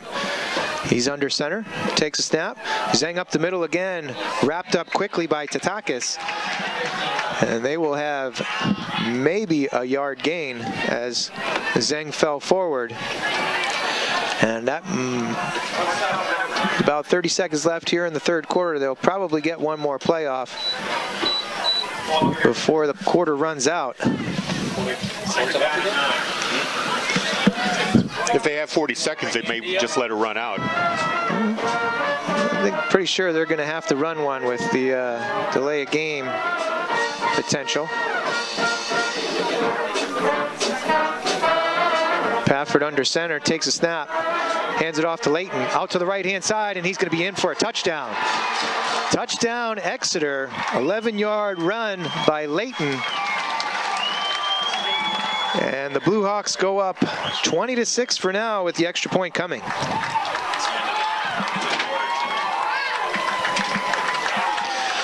Bulldogs never sure who's going to get the ball. They just know someone's going to run it.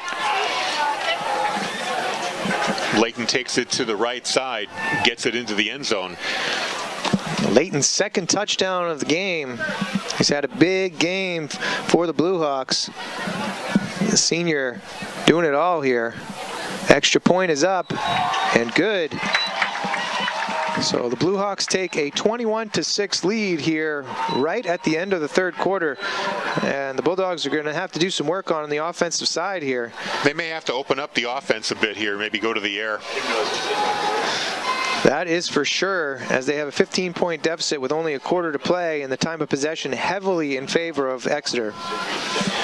They've got to give their defense a little bit of time to recover from that long drive.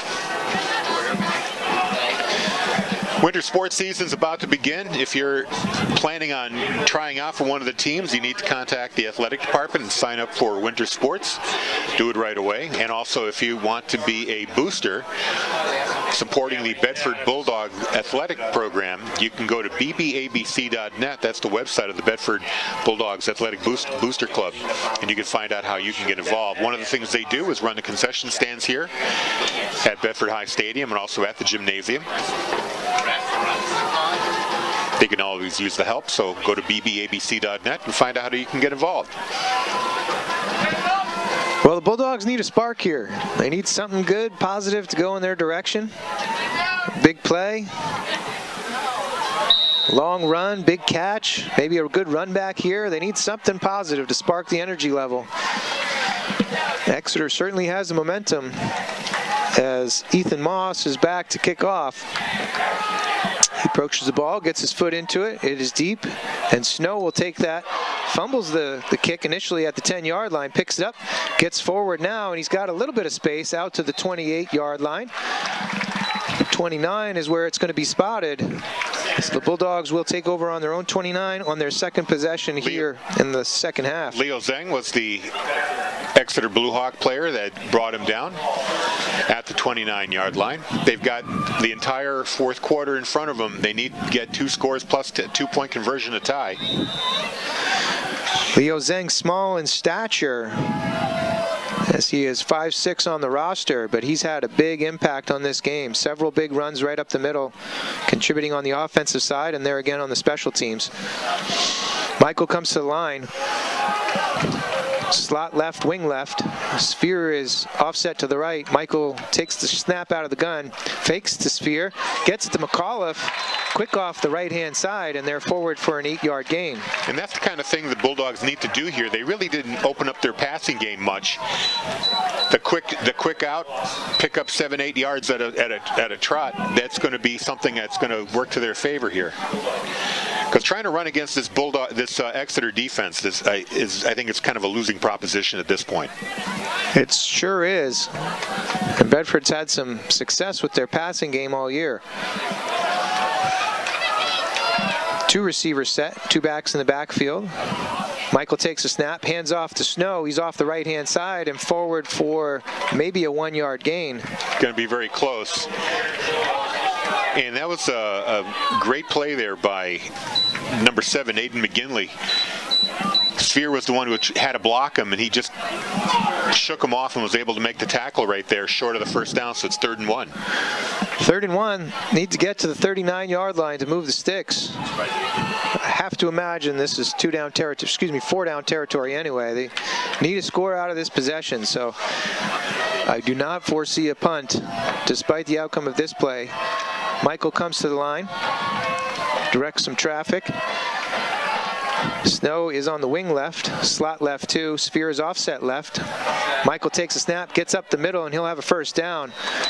Smashing forward off the left tackle, and they'll move the sticks as he's marked down at the 42-yard line. Yeah, Bedford spreading the offense out a bit just to kind of clear things up at the line of scrimmage, giving Michael a chance to pick a lane and get 3 yards on that play. He's up to the 42-yard line. Fresh set of downs now for Bedford. Snow was in an unusual position for him, as Henrishon is usually in that wing. They were directing him where to go and where to line up and who to block. Michael again with 2 backs in the backfield, 2 wide. McAuliffe is tight left. Michael takes a snap, looks left, looks back to the middle. He has a man. Stacked up in the middle there is Ledger Russell. He's going to be just short of the first down, about a 9.5-yard gain there. Second down and a half. Yeah. Again, these pass plays are moving the sticks for the Bulldogs right now. Big first down yardage there. And even with 9 minutes on the clock, I think they have to hurry up and score here because Exeter just is such a ball control offense. They're going to burn up 6, 7, 8 minutes. Michael 2 wide. Henrishon in motion. Sphere behind Michael in the gun. Takes a snap. Play action. Michael takes a shot downfield and takes a shot after he released it, but he overthrows Tagliaferro, incomplete. Yeah, he had to get rid of the ball. He didn't have much time to set. He sure did, but he took a hit. Looked like number 7, Aiden McGinley, coming in from that right side of the defense untouched. And as you mentioned, Michael had to get rid of that ball before he took a sack. So 3rd and 1. They took their shot downfield on 2nd and 1. Just overthrown. Now they'll look to get the first down here on short yardage. 2 wide are Tagliaferro, Gudinskis. McAuliffe tight left, Henrishon wing right. Michael takes a snap, hands to Sphere. He gets up the middle for a first down and about 5 yards more as he carries tacklers down to the 42-yard line in Exeter territory.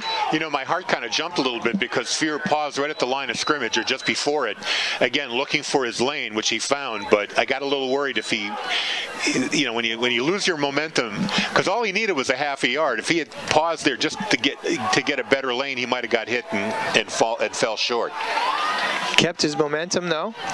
And well, he moved regained his momentum. So Michael in the gun again. Toss sweep to the right-hand side. McGinley comes up from the outside as the toss went to Russell Irwin. And McGinley disrupted that play from the very start. Yeah, he just blew right in, untouched. Led to 1 or 2 yard loss. So 2nd and long. Just over 8 minutes to go here in the game. And Bedford needing a score desperately. Again, I keep expecting them to keep it in the air here. Bedford trails 21-6, 8 minutes to go here. They come out 5 wide set. Snap back to Michael in the gun. He looks downfield, and he's going to get wrapped up and sacked for about a 5-yard loss. He's looking downfield, and the pocket collapsed around him. He tucked it, started to get forward for 0 lane and 0 opening, and a loss of about 3. Yeah, Jack Warrable was the first defender to hit him and then finished off by Ryan Greeny. So 3rd and 15. Bedford's in a hole here, 3rd and 15 to... Need to make it to the 31-yard line for a first. Michael comes out in a 4 wide set. McAuliffe is tight right. In the backfield by himself. A little trickery. McAuliffe comes back. End around from the right side. He gets forward for maybe a 5-yard gain. Crafty little play there. But the Blue Hawks limit the yardage, and it'll be 4th and 9. So McAuliffe was tight right. Michael takes the snap and pitches it left-handed. It's considered a forward pass. McAuliffe catches it and goes out to the left-hand side. But they did... Blue Hawks were able to sniff that out. A great side-to-side speed, though, by the Exeter defenders really turned into not much of a gain. They could afford to give up 5 yards. They need to get 9 more for a first here on 4th down. 4th and 9. 4 receivers. McAuliffe tight right. Michael takes the snap, looks downfield, throws it out to the left-hand side. Great catch by Gradinskas, and he's got the yardage for a first down. That was a clutch throw. Gradinskas going up in the air to make that catch in front of the defender. Yeah, you're going to see him reach back behind him, get his hands way out there as he leaped to make that catch. And that was a critical play to keep these Bulldogs moving. Yeah, it could have been a game saver right there. Just over 6 minutes to play. Bedford trails 21-6, but they are driving. Ball's on the 29-yard line. 4 wide set. McAuliffe tight right. Michael takes a snap, rolls out right. He's got a little bit of room, gets to the edge, gets forward for maybe an 8-yard gain, and pushed out of bounds at the 21. And unfortunately, they did not give him the out-of-bounds timeout. They're going to keep the clock running here, and that is something I think Bedford needs to play for. They need to stop the clock here. They've already burned up half the period. Well, we do get a timeout signal here. Not sure if the Bulldogs took that timeout or... No indication. I think they're going to give them the sideline for that stoppage of the clock. Okay. But there was time that ran off the clock after Michael did get out of bounds. So very observant by you. They didn't give it to him initially, but then they stopped the clock. 5:41 to go here. Snow is in motion. He gets the handoff out to the left-hand side, and he's got some room. He's down to the 11-yard line. Ball pops out, but he was down. He gets to the 12-yard line. They're going to move the sticks again for a first down. Linebacker Adam Neal for Exeter sniffed out that play, and he was trying to get into position to make a tackle, but the Bedford blockers neutralized him and opened things up. Clock starts again after they move the sticks. Just under 5.5 to go. Bedford driving. They trail 21-6, but they are on the Exeter 12-yard line. They come to the line of scrimmage. 2 wide set. Henderson offset right. Michael in the gun. Sphere behind him. Fakes the handoff. Looks downfield. Gets pressure. Escapes from pressure. Gets out to the right-hand side, and he's scrambling. He's got forward momentum. He's stacked up at about the 8-yard line, 7 or 8-yard line, so he gets forward for positive yardage. He was trying to get out of bounds, and they weren't going to let him do that.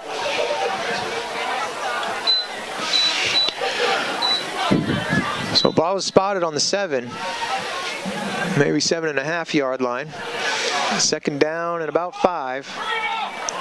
They need to get to the 1 for another first down. And they need some urgency here as we approach the 4.5-minute mark here. Clock is still moving. 4 wide set. McAuliffe tight left. Michael alone in the backfield. Takes the gun. Looks up the middle. Oh, he had scrambles man open, to him left. Nobody there. Now he fires at the end zone. He's got a touchdown. Great movement back to the outside by Sabati as he mirrored his quarterback. Got to the outside. Excellent patience by Joe Michael. And he found him in the end zone for a touchdown.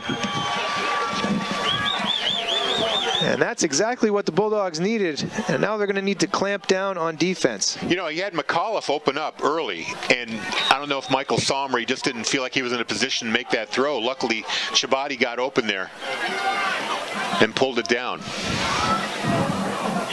So Evan Sabati, the 6-foot junior, helps bring the Bulldogs back to 1 score at this point, as the extra point is good.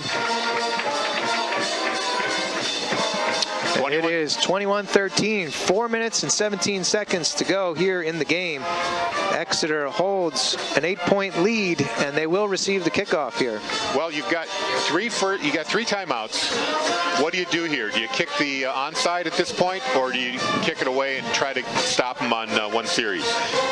If I'm Coach Matthews, I kick it deep. I rely on my defense to try to stack up the zone, stack up the box, get 8, 9 guys right up to the line of scrimmage, limit to no gains. And the Blue Hawks, I would think, would be forced to make a key pass play. But we'll see how this next possession plays out. You're going to need something like a 3-and-out. But if the Blue Hawks move the sticks a couple of times, then the game will be over. The Blue Hawks look like they're coming out with their hands team. Expecting the onside. Joe Michael looks like he is ready to kick an onside kick, so some scrambling here by the Blue Hawks. He tees it up, and he looks like he's going to try an onside, and that's exactly what he does. The ball bounces, and Exeter Blue Hawks cover it at the 49-yard line. So worth a shot.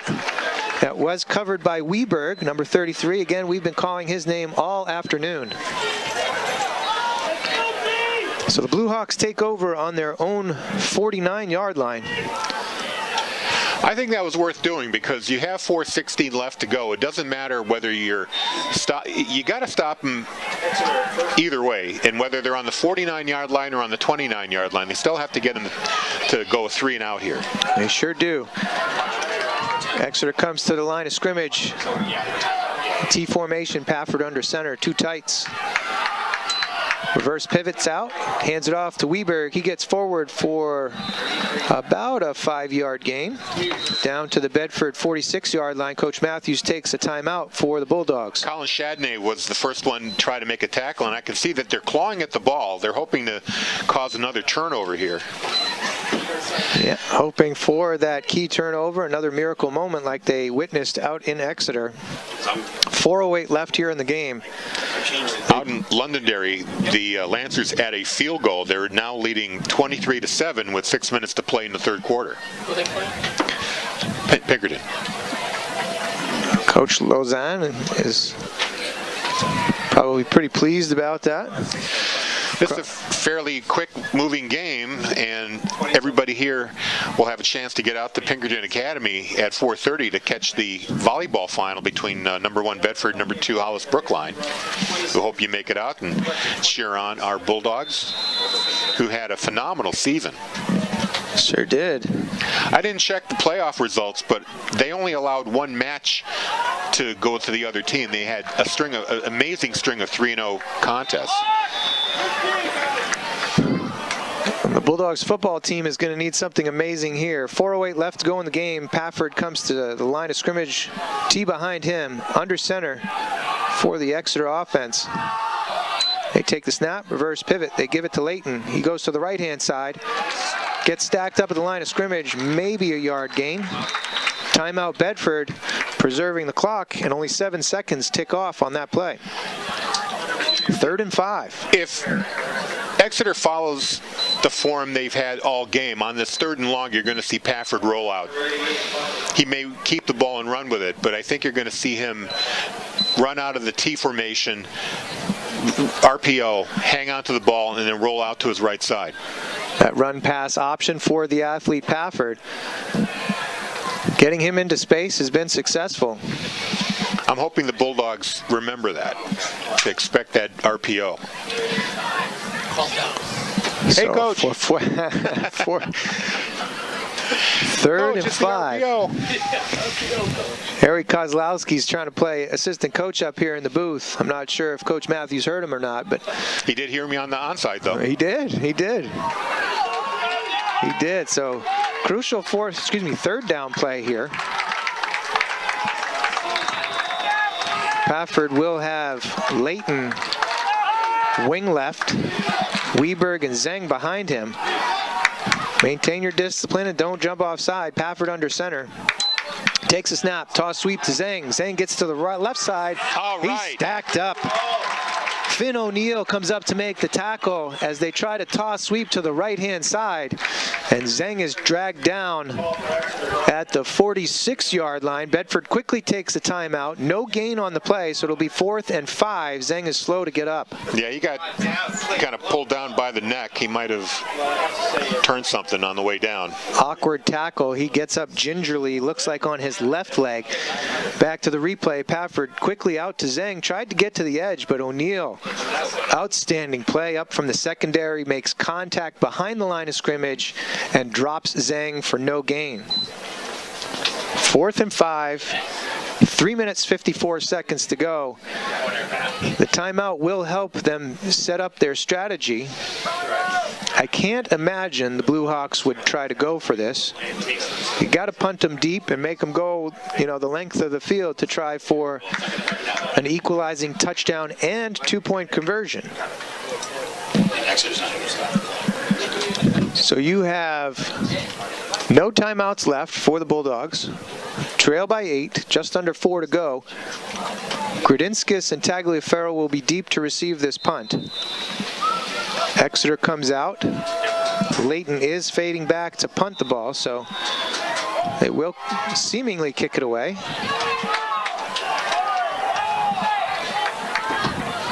Can hear some fans in the stands saying, watch the fake, and it is a fake. Weberg stumbles, gets the pass off, it's incomplete. I am very surprised by that call by Coach Ball. It does not pay off. Weberg stumbled as soon as he took the snap, as you can see there, and they get in and tackle him. He does get the ball off for an incomplete pass, but the Bulldogs will take over on their own 45-yard line. And they're in great position now. We have 3:50 left here on the clock. They can take their time. It comes to him, and he just stumbles. That's all it was, just a quick stumble there. Surprising play by a good athlete. And it disrupted the whole play. So the Bulldogs take over with very good field position on their own 45. And they've got a 3-receiver set here with one in the backfield. Michael takes a snap, rolls right, has a man, and it's complete. 5-yard gain out to the 50-yard line to Sabati. The short yardage pass plays they've been working for Bedford in the second half. Also a great block there by Sphere. 2-minute drill, 3.5 to go. Michael in the gun. Takes a snap. Sphere's behind him. They roll left. Get it out to the left flat. Tagliaferro has the catch and a first down. It looks like a first down. Yep, it first is. down. Just They'll move barely. the sticks and they'll stop the clock with 3:23 to go. And they're running the hurry-up offense, even though they don't have to for time, but it's a good move to keep the Exeter defense from readjusting to what they're doing. Last game was a heart attack game. Harry, do you have your nitro? I do. Let me get out of my... Just making sure. Get on my bag. Ball is on the 44-yard line.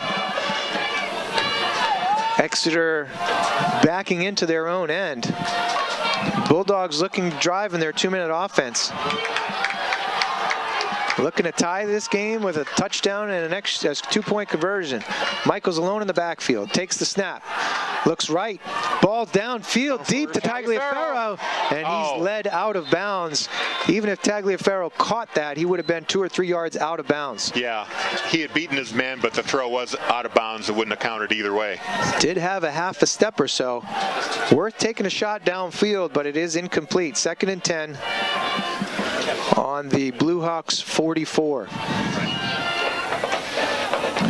So they'll regroup. Michael gets the call from Coach Matthews, trots back to the huddle. Again, they're going to need to keep this ball in the air. No timeouts remaining. Their only options to stop the clock are to ground it or to get out of bounds. Michael alone in the gun. Looks to the left, back to the middle, back to the left. He's going deep down the left sideline and overthrows Grudinskis. 3rd and 10. Yeah, I'm kind of surprised they're going to these long plays. The short plays have been working much better for them. They've had success with those medium-length pass plays. Look here for a McAuliffe over the middle kind of play. Certainly 4-down territory, that's unquestioned, but it is 3rd and 10. You can make this up in 2 plays. Still 3:12 left on the clock. These 2 incomplete passes, of course, stopping the clock. So like you said, even though they don't have any timeouts, they can do a lot of different things here. They could run, although I think they've had better luck with the throws. 3 receivers to the right. McAuliffe is tight left. Here's that reverse. Now Sabati's looking to pass. Makes the pass. Gets it to Michael. No, it's incomplete and batted away. They had that reverse work in the first half. Tagliaferro's touchdown run was that same toss back reverse kind of play. This time, Joe Michael faded downfield looking for the return pass, and it's broken up by the Exeter Blue Hawk defense. Yeah, now the Bulldogs are in a tough spot here. They tried 2 long pass plays. They tried a gadget play. None of them worked, and now they've got to convert a long 4th and 10. Not beyond the realm of possibility. No, they did it the last time, but I just think it could have been a lot easier for them if they had kept their sights a little shorter, maybe a 6-7 yard quick out. Down and distance kind of thing. That 1st and 10, maybe pick up 6-7 yards instead of going for the big shot downfield. Michael has 2 backs in the backfield with him. Henry Shawn wing left. Fake to Tagliaferro, pass over the middle, and it's complete. Grudinskis has it, and he has a 1st down. They're going to move the sticks at the 31, 32-yard line. And he was not alone. He had 2 or 3 defenders around him, so it was a precise throw right where it needed to be, and then he hung on to the ball after he got hit. Quickly to the line of scrimmage. Michael takes a snap from the gun, gets out to the right-hand side. Tagliaferro with the catch, and he does not get out of bounds. Well, 2:45, still plenty of time here. Not 2 or 3 yard gain. It'll be 2nd and 8. They scramble back to the line of scrimmage. As you mentioned, the clock ticking, but they do have time. 2.5 to go. Michael in the gun, Sphere behind him. Sphere gets blocked to the outside on the left. He rolls left, looks deep, and he's going to throw it out of bounds. Wow, almost a great catch by Grudinskis. Yeah, he didn't have to throw it out of bounds. He didn't. He kind of floated it over the defender there to Grudinskis, but it is incomplete. And they will have a 3rd and 8 here. 2:21 to go here in the game. Certainly not making it easy on themselves. Now that last play, it looked like Tagliaferro could have gotten out of bounds. Tried to lunge and put the ball on the sideline, but they kept the clock running. Luke Sodden is in the game right now, number 8. Perhaps a gadget play for him, or maybe one of the normal wide receivers got dinged. They go 5 receiver set. McAuliffe is tight left, 4 wide. Michael alone in the backfield, takes the snap. Looks downfield, doesn't see anything, decides to run, cuts back to the middle, cuts back to the outside, and he's going to have a 1st down. Down to the 31-yard line. They'll stop the clock and move the sticks. Ball is spotted on the 21, and now they wind the clock. The Bulldogs get to the line of scrimmage. Hearts are pumping throughout the stadium. Just over 2 minutes to go. Sodden looks like he doesn't know the play.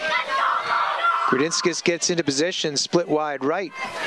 5 receivers. Michael takes a snap, looks right. Out quick.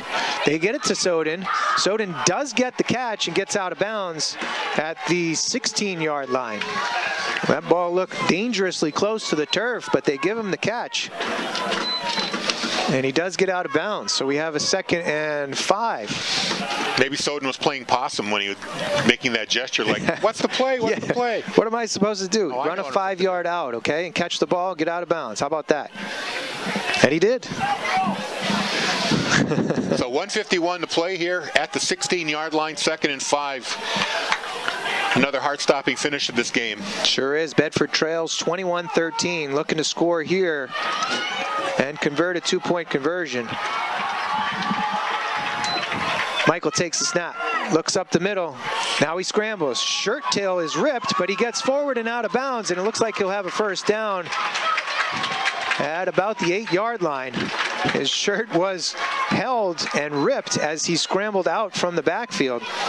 As you see there on the replay, the very definition of shirt tail tackle, but they did not tackle him as he scrambled forward and got the first. Ball is spotted on the 9-yard line. 1st and goal, 1:44 to go here in the game.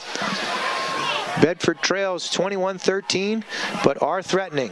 Plenty of time here, but they have 4 downs to get it into the end zone. Take your time, right? You don't have to go through and get a touchdown on 1st down, right?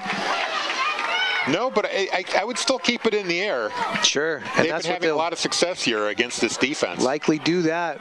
Michael's in the gun alone. 4 receivers. McAuliffe tight left. Ball's complete up the middle. It's a touchdown. Grodinskis in for the score on a quick slant off the right-hand side. You see here on the replay, Michael 3 steps from his gun position and sees Grodinskis off the right-hand side. Touchdown. And now it comes down to one play, the 2-point conversion. Sorry, was that Grodinskis or was that Soden? It was Grodinskis, number 2. I thought so. I saw Soden trotting off and getting some high fives. I was pretty sure it was Grodinskis, and that it was. So the 2-point conversion now comes as the Bulldogs trail 21-19, 1:40 left to go in the game. It goes without saying, a crucial play here. And they're going to send out 3 receivers. Coach Ball's going to take a timeout as they looked at the formation to see how they were set up. Ball was spotted on the left hash. The team looking to convert a 2-point conversion has their choice of where they want the ball. So Coach Matthews chose the left hash. He had 3 wide receivers out to the right, and Coach Ball takes a timeout. Veteran play so he can get a look at the formation and prepare his defense for what might come. In Londonderry at the end of 4, Pinkerton getting close. They're down by 10. It's 23-13. Londonderry leads.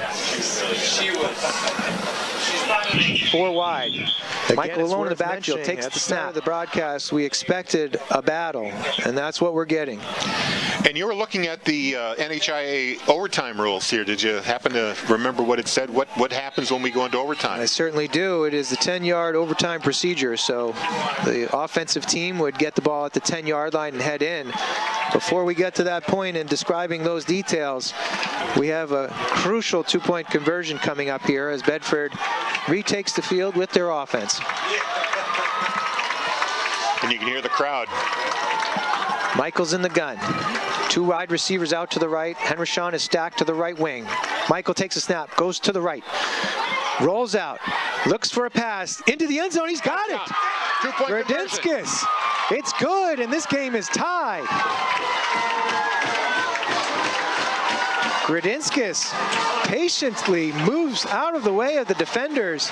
Michael guns it into his gut. Grodinskis comes up with it, and we are tied with 1:40 to go. You know, as he was rolling to his right, he was running out of room, and it was a great move by Grodinskis to step in front of the 2 Exeter defenders to give him a target to hit. And the sure-handed receiver pulls it in, ties the game up. There's 1:40 left to go here. But you know, Exeter, they're not a speed kind of team. They're a plodding team here. So if you get a good kickoff and you get them deep, say down to the 20-25 yard line, they're going to have a lot of turf to cover with only 2 timeouts, and the style of offense they run doesn't pick up big chunks of yards. It sure does not. Plodding offense, measured. Great team when they're ahead, but when they have to score urgently, I'm not sure I've seen the big playability. And back for the kickoff now is Joe Michael. They tried the onside in the previous possession. It did not work.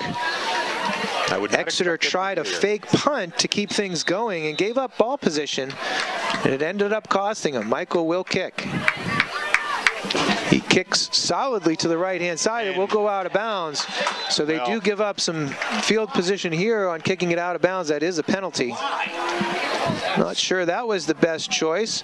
Probably not desired, but the ball will come out, and the Blue Hawks will have decent starting position. It was kind of a line drive kick. Yeah, I've seen the Bedford pooch kick where you kick it high toward the sideline, try to hit a gap where the receive team might have left something open. Maybe it's kind of it's like an onside, but not the traditional way. But instead it just flew right out of bounds. Either way, they're at the 35-yard line. They have 65 yards to cover, or at least get within field goal range. I don't know how good their kicker is. He did hit 2 extra points from 20 yards out. Bedford under center, the tee behind him.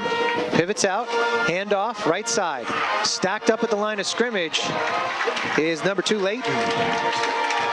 And no gain, and the clock ticks. Under a minute and a half to go.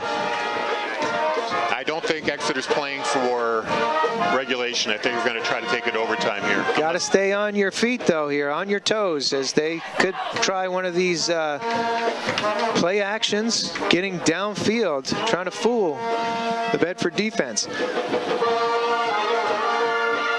Bedford comes to the line. T behind him. He's under center, too tight. Takes a snap. Right up the middle is Zhang. Zhang gets forward for maybe a 3-yard gain out to the 39-yard line. Clock still running. No timeouts called here. Under a minute to play. This is the one you have to be wary of. Clock is ticking. Bedford hustles over to the huddle. Keep everything in front of you if you're the Bulldog defense. They hustle to the line of scrimmage. Bedford, 2 tights. He's under center. T behind him. Barks out the signals. Takes a snap. Pivots out. Left-hand side, Weberg gets forward. Will have the first down. Just beyond the 45-yard line. They'll move the sticks. They'll stop the clock briefly. 15 seconds to go, and they're going to play for overtime. If they had the benefit of replay, I would have looked at that, because I think he might have landed short of the first down. Bedford hustles into the huddle. They are calling a play, but time will expire. Regulation has ended. The fans are getting a treat today. It is tied, and we will go to overtime. Just an amazing contest here. Everybody came out and everybody watching on BCTV. Hope you're enjoying the contest. Definitely worth tuning in for. Also on Sunday, girls soccer, number 3 Bulldogs against the BG Cardinal, number 1 seeds at Exeter High School. 5:30 tip-off, or what do they call soccer? Kickoff. Kickoff, thank you. I mean, they don't kick. I mean, yeah, they kick, but it's not like they kick it off. They just kind of tap it over to... Well, you know, they're trying to keep possession. Either way, yes, they start the game by kicking it. Using their foot. Yeah, okay. It's not a face-off. It's not a tip. It's a kickoff. That's all right. Not your sport, right?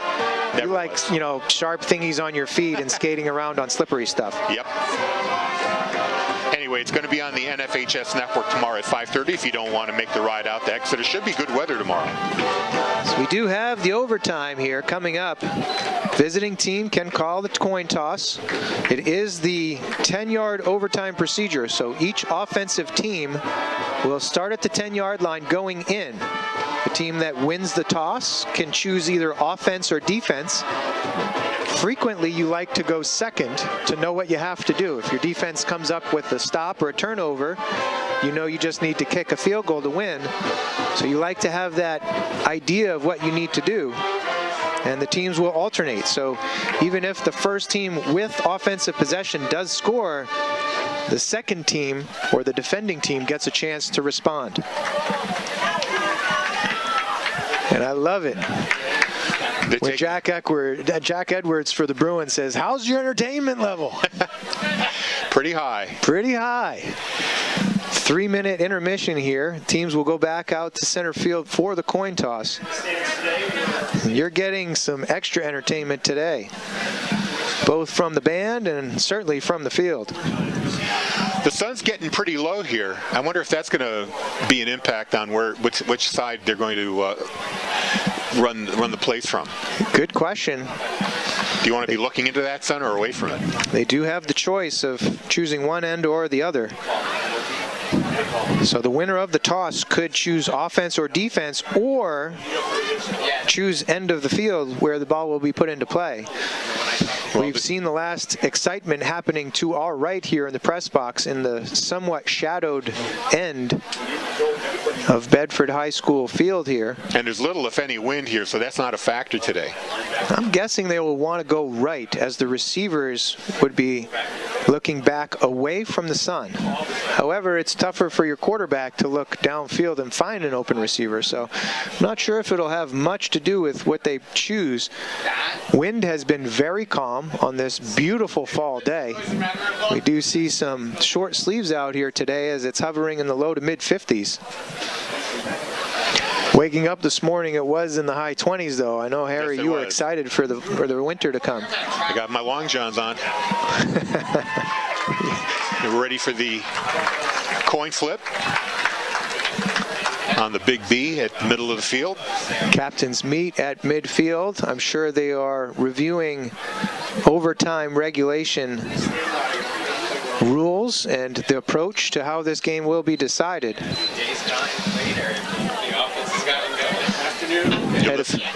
Go ahead. Head official is describing the coin toss procedure, and we'll determine that momentarily. I was just going to take care of the legal matter of a legal ID. It is the top of the hour. You're listening to WBNH LP Bedford 105.1. You're listening to Bedford High Football, also watching on BCTV Channels 23 and 1072. We really appreciate the BCTV crew and the WBNH crew.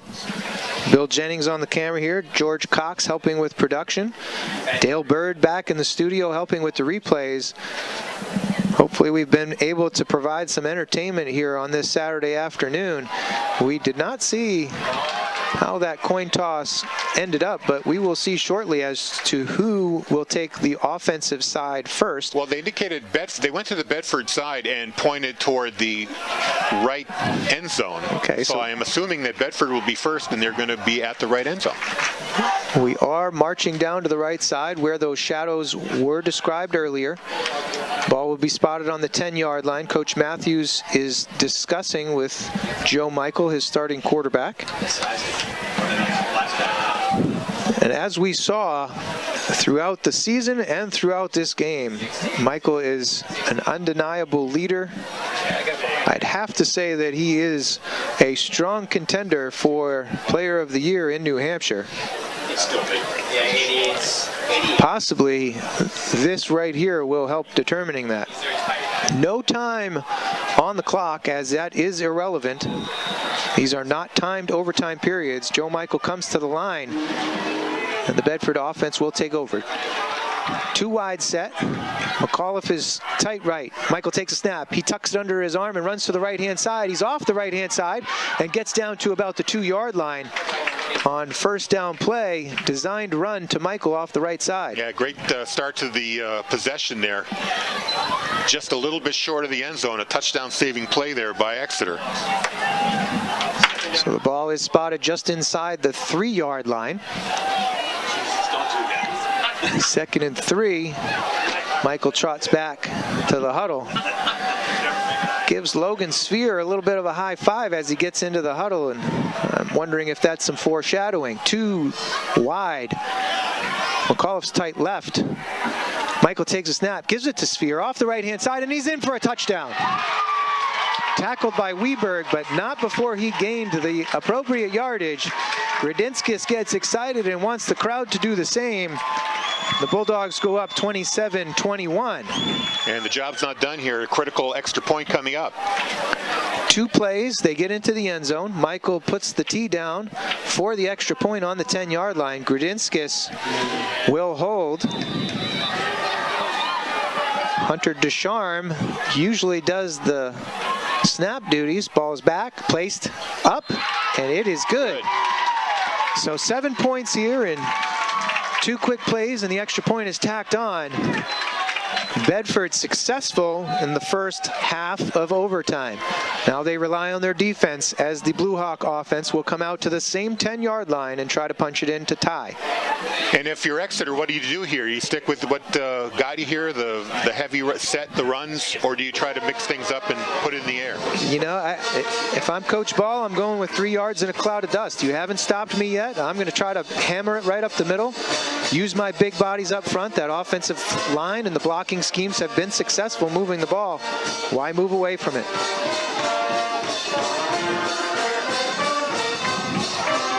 Well, we shall see here shortly. 28-21, Bedford leading in overtime. Exeter has to match to keep this game going. Pafford comes to the line of scrimmage. He's under center. T behind him. 2 tights. He takes a snap, pivots out to the left. Weberg up to the left-hand side. He's stacked up at the line of scrimmage. No gain, perhaps even a loss. No, they'll mark him at the 10-yard line. So no gain on first down, and they're behind the sticks already. That was kind of a slow developing play, and I don't think anybody on the Bedford line was fooled by that. Certainly not. Thank you for that replay, Dale. I don't know if you can hear the rumble of the fans stomping on the aluminum stands here. Pafford comes to the line again. 2 tights, T behind him. Goes under center, barks out the call. Reverse pivot, he's going to boot to the left-hand side. He looks downfield into the end zone. He's got his man, and it's a touchdown. Touchdown, Blue Hawks. Number 14, Adam Neal, one of the tight ends, released, and Pafford found him in the back of the end zone, and they look for an extra point conversion to tie here. Ethan Moss will kick. Pafford will hold. Snap is back, hold is down, kick is up, and it is good. Wow, and that kind of was fluttering like a duck on the way up there. Not a strong leg, but he has been accurate, and we'll restart the process. The Bulldogs offense will look to score again. Now, will they reverse the order? Will Exeter go first? Just wondering about that. I'm not sure if Exeter will come back on the offensive side first if they reverse the order. Did you see it come down on the replay? Yes. Jesus. Damn. We will hold momentarily.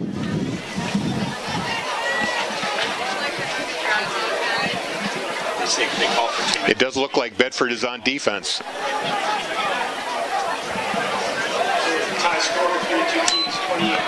So Bedford will come back out onto the defensive side. Evan Sabati is encouraging the Bedford fans to get loud. Pafford comes back to the line of scrimmage, and the Blue Hawks will look to do it again. Wing right here is Weberg, 2 backs behind Pafford. He's under center.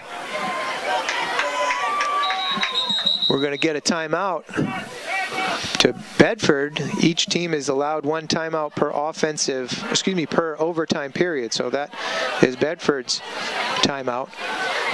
Frequently when Weberg has been in the wing, it has led to a passing play.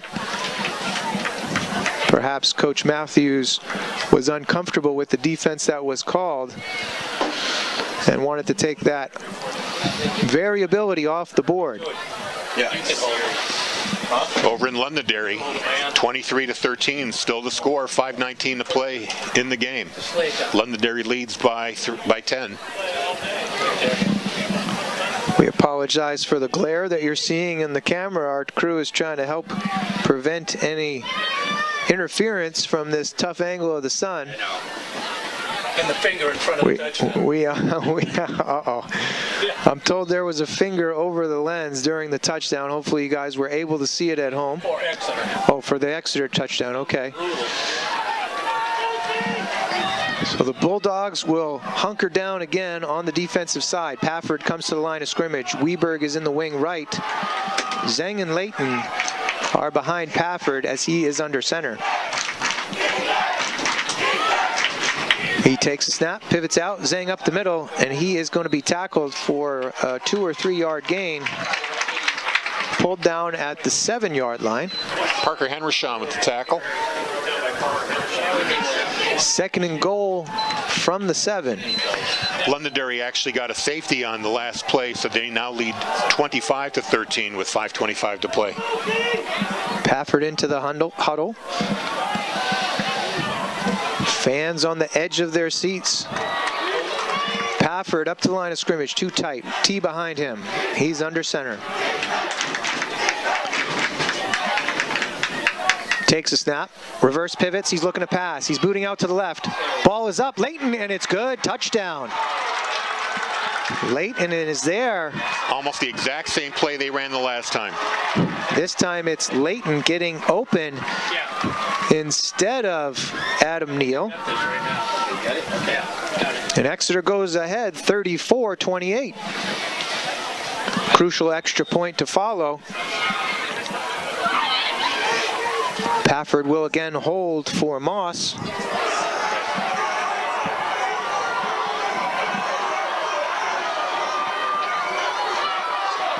Snap is back.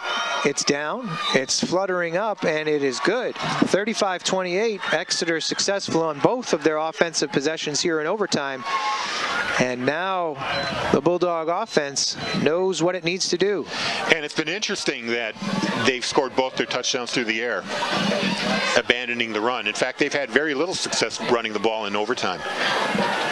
Misdirection, keeping the defense off of their game, and some unique play calling, not following the course of the rest of the game. At some point, do we go to mandatory 2-point conversions, maybe on the 3rd round? I did not see that in here, so I don't believe that's the same. That is true in the college game, but not here in the high school game. I don't think they will force them. Michael takes a snap, fakes the handoff, goes up the middle for little to no gain, maybe a yard, as he faked the handoff to Sphere going out to the right-hand side. They pull him up. Michael looks to be a little ginger as he's getting off the ground there. But it is second and goal on the 9-yard line. Personnel changes. Snow runs off. Henrishon goes on. We are here in double overtime at Bedford High School Stadium as the Bulldogs look to score a touchdown to answer the Blue Hawks, as they've scored in the top half of the second overtime. Michael's in the gun, has Sphere behind him. Takes the snap, fakes the Sphere. Quick slant to the left-hand side, it's incomplete. Gradinskis was in the area, but the ball was low. He was trying for that slant off the left-hand side again. Yeah, he had to get rid of the ball before Ryan Granley closed in on him. Yeah, Michael took a shot again. I believe that was Aiden McGinley coming hot off that right side of the defense, right into Michael's grill. And it is 3rd and goal from the 9. Michael is slow to get back to the huddle. He's taken a couple of shots. First down on that run, and now 2nd down with McGinley in his face. 2 receivers out to the right-hand side. Henrishon wing right, McAuliffe tight left. Michael in the gun, Sphere to his left. Gives it to Sphere, and it's that reverse again. Tagliaferro's coming back to the left-hand side. Gets around to the outside to the left, and they stack him up at the line of scrimmage and push him out of bounds. Yeah, they lost some yardage on that. Going to be a tough 4th and 9 here, perhaps even 4th and 10, as he might have lost a yard. It is 4th and 10.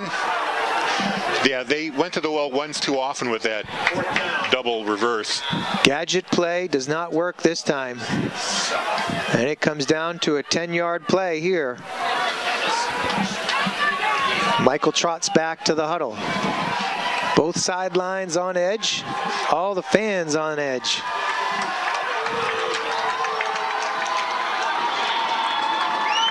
They come to the line of scrimmage. 4 wide receivers set. McAuliffe is tight right. Michael alone in the backfield in the gun. Will Exeter send a blitzer here? Takes the snap, looks downfield, feels pressure, and he's going to get wrapped up. Ball's thrown right late, and it's intercepted. And Exeter has won the ball game in double overtime. The Blue Hawks defense comes up big as the Bulldogs are unable to score here in the second part of double overtime. And the Blue Hawks will go on to face Winnicott next week, 1 p.m. in Hampton. Yeah, Michael was getting wrapped up and he was on his way down to the dirt when he threw just a desperation throw that got intercepted. It was really, you had no choice. You had to at least make a play, and that's the way the ball bounces here in Bedford. You know, they came back from 15 points down, and they couldn't finish up the Cinderella finish with an overtime win. Valiant effort as they did come back, as you mentioned, 15 points down, tied the game, went into overtime on a crucial 2-point conversion late by Gradinskis. Scored a touchdown in the top half, in the first overtime, and forced Exeter to do the same. They did, and then Exeter scored right away on 2 plays. In the second overtime, Bedford could not answer, so they will lose the game, 35-28. So you couldn't ask for anything more exciting than this finish. Unfortunately, the Bulldogs lose in the first round of the playoffs. That does it for their season. A final record of 7-3. Exeter moves on to meet Winnicott. And we're waiting to find out. It looks like Londonderry will win their game, and then the game between BG and Salem will decide the 4th survivor in the playoff tournament for Division I.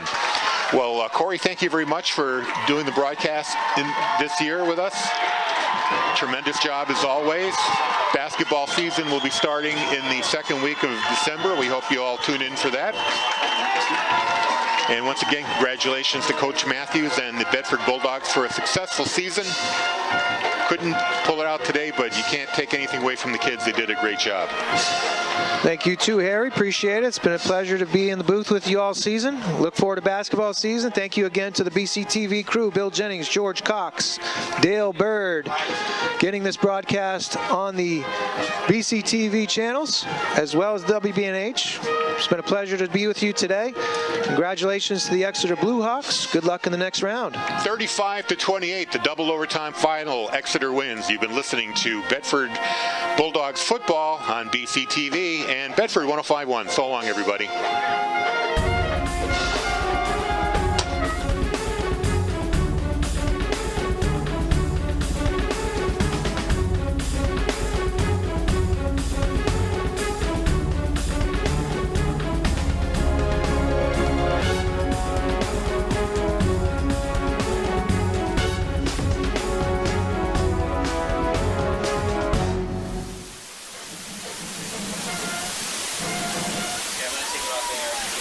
All right. Hey, great job.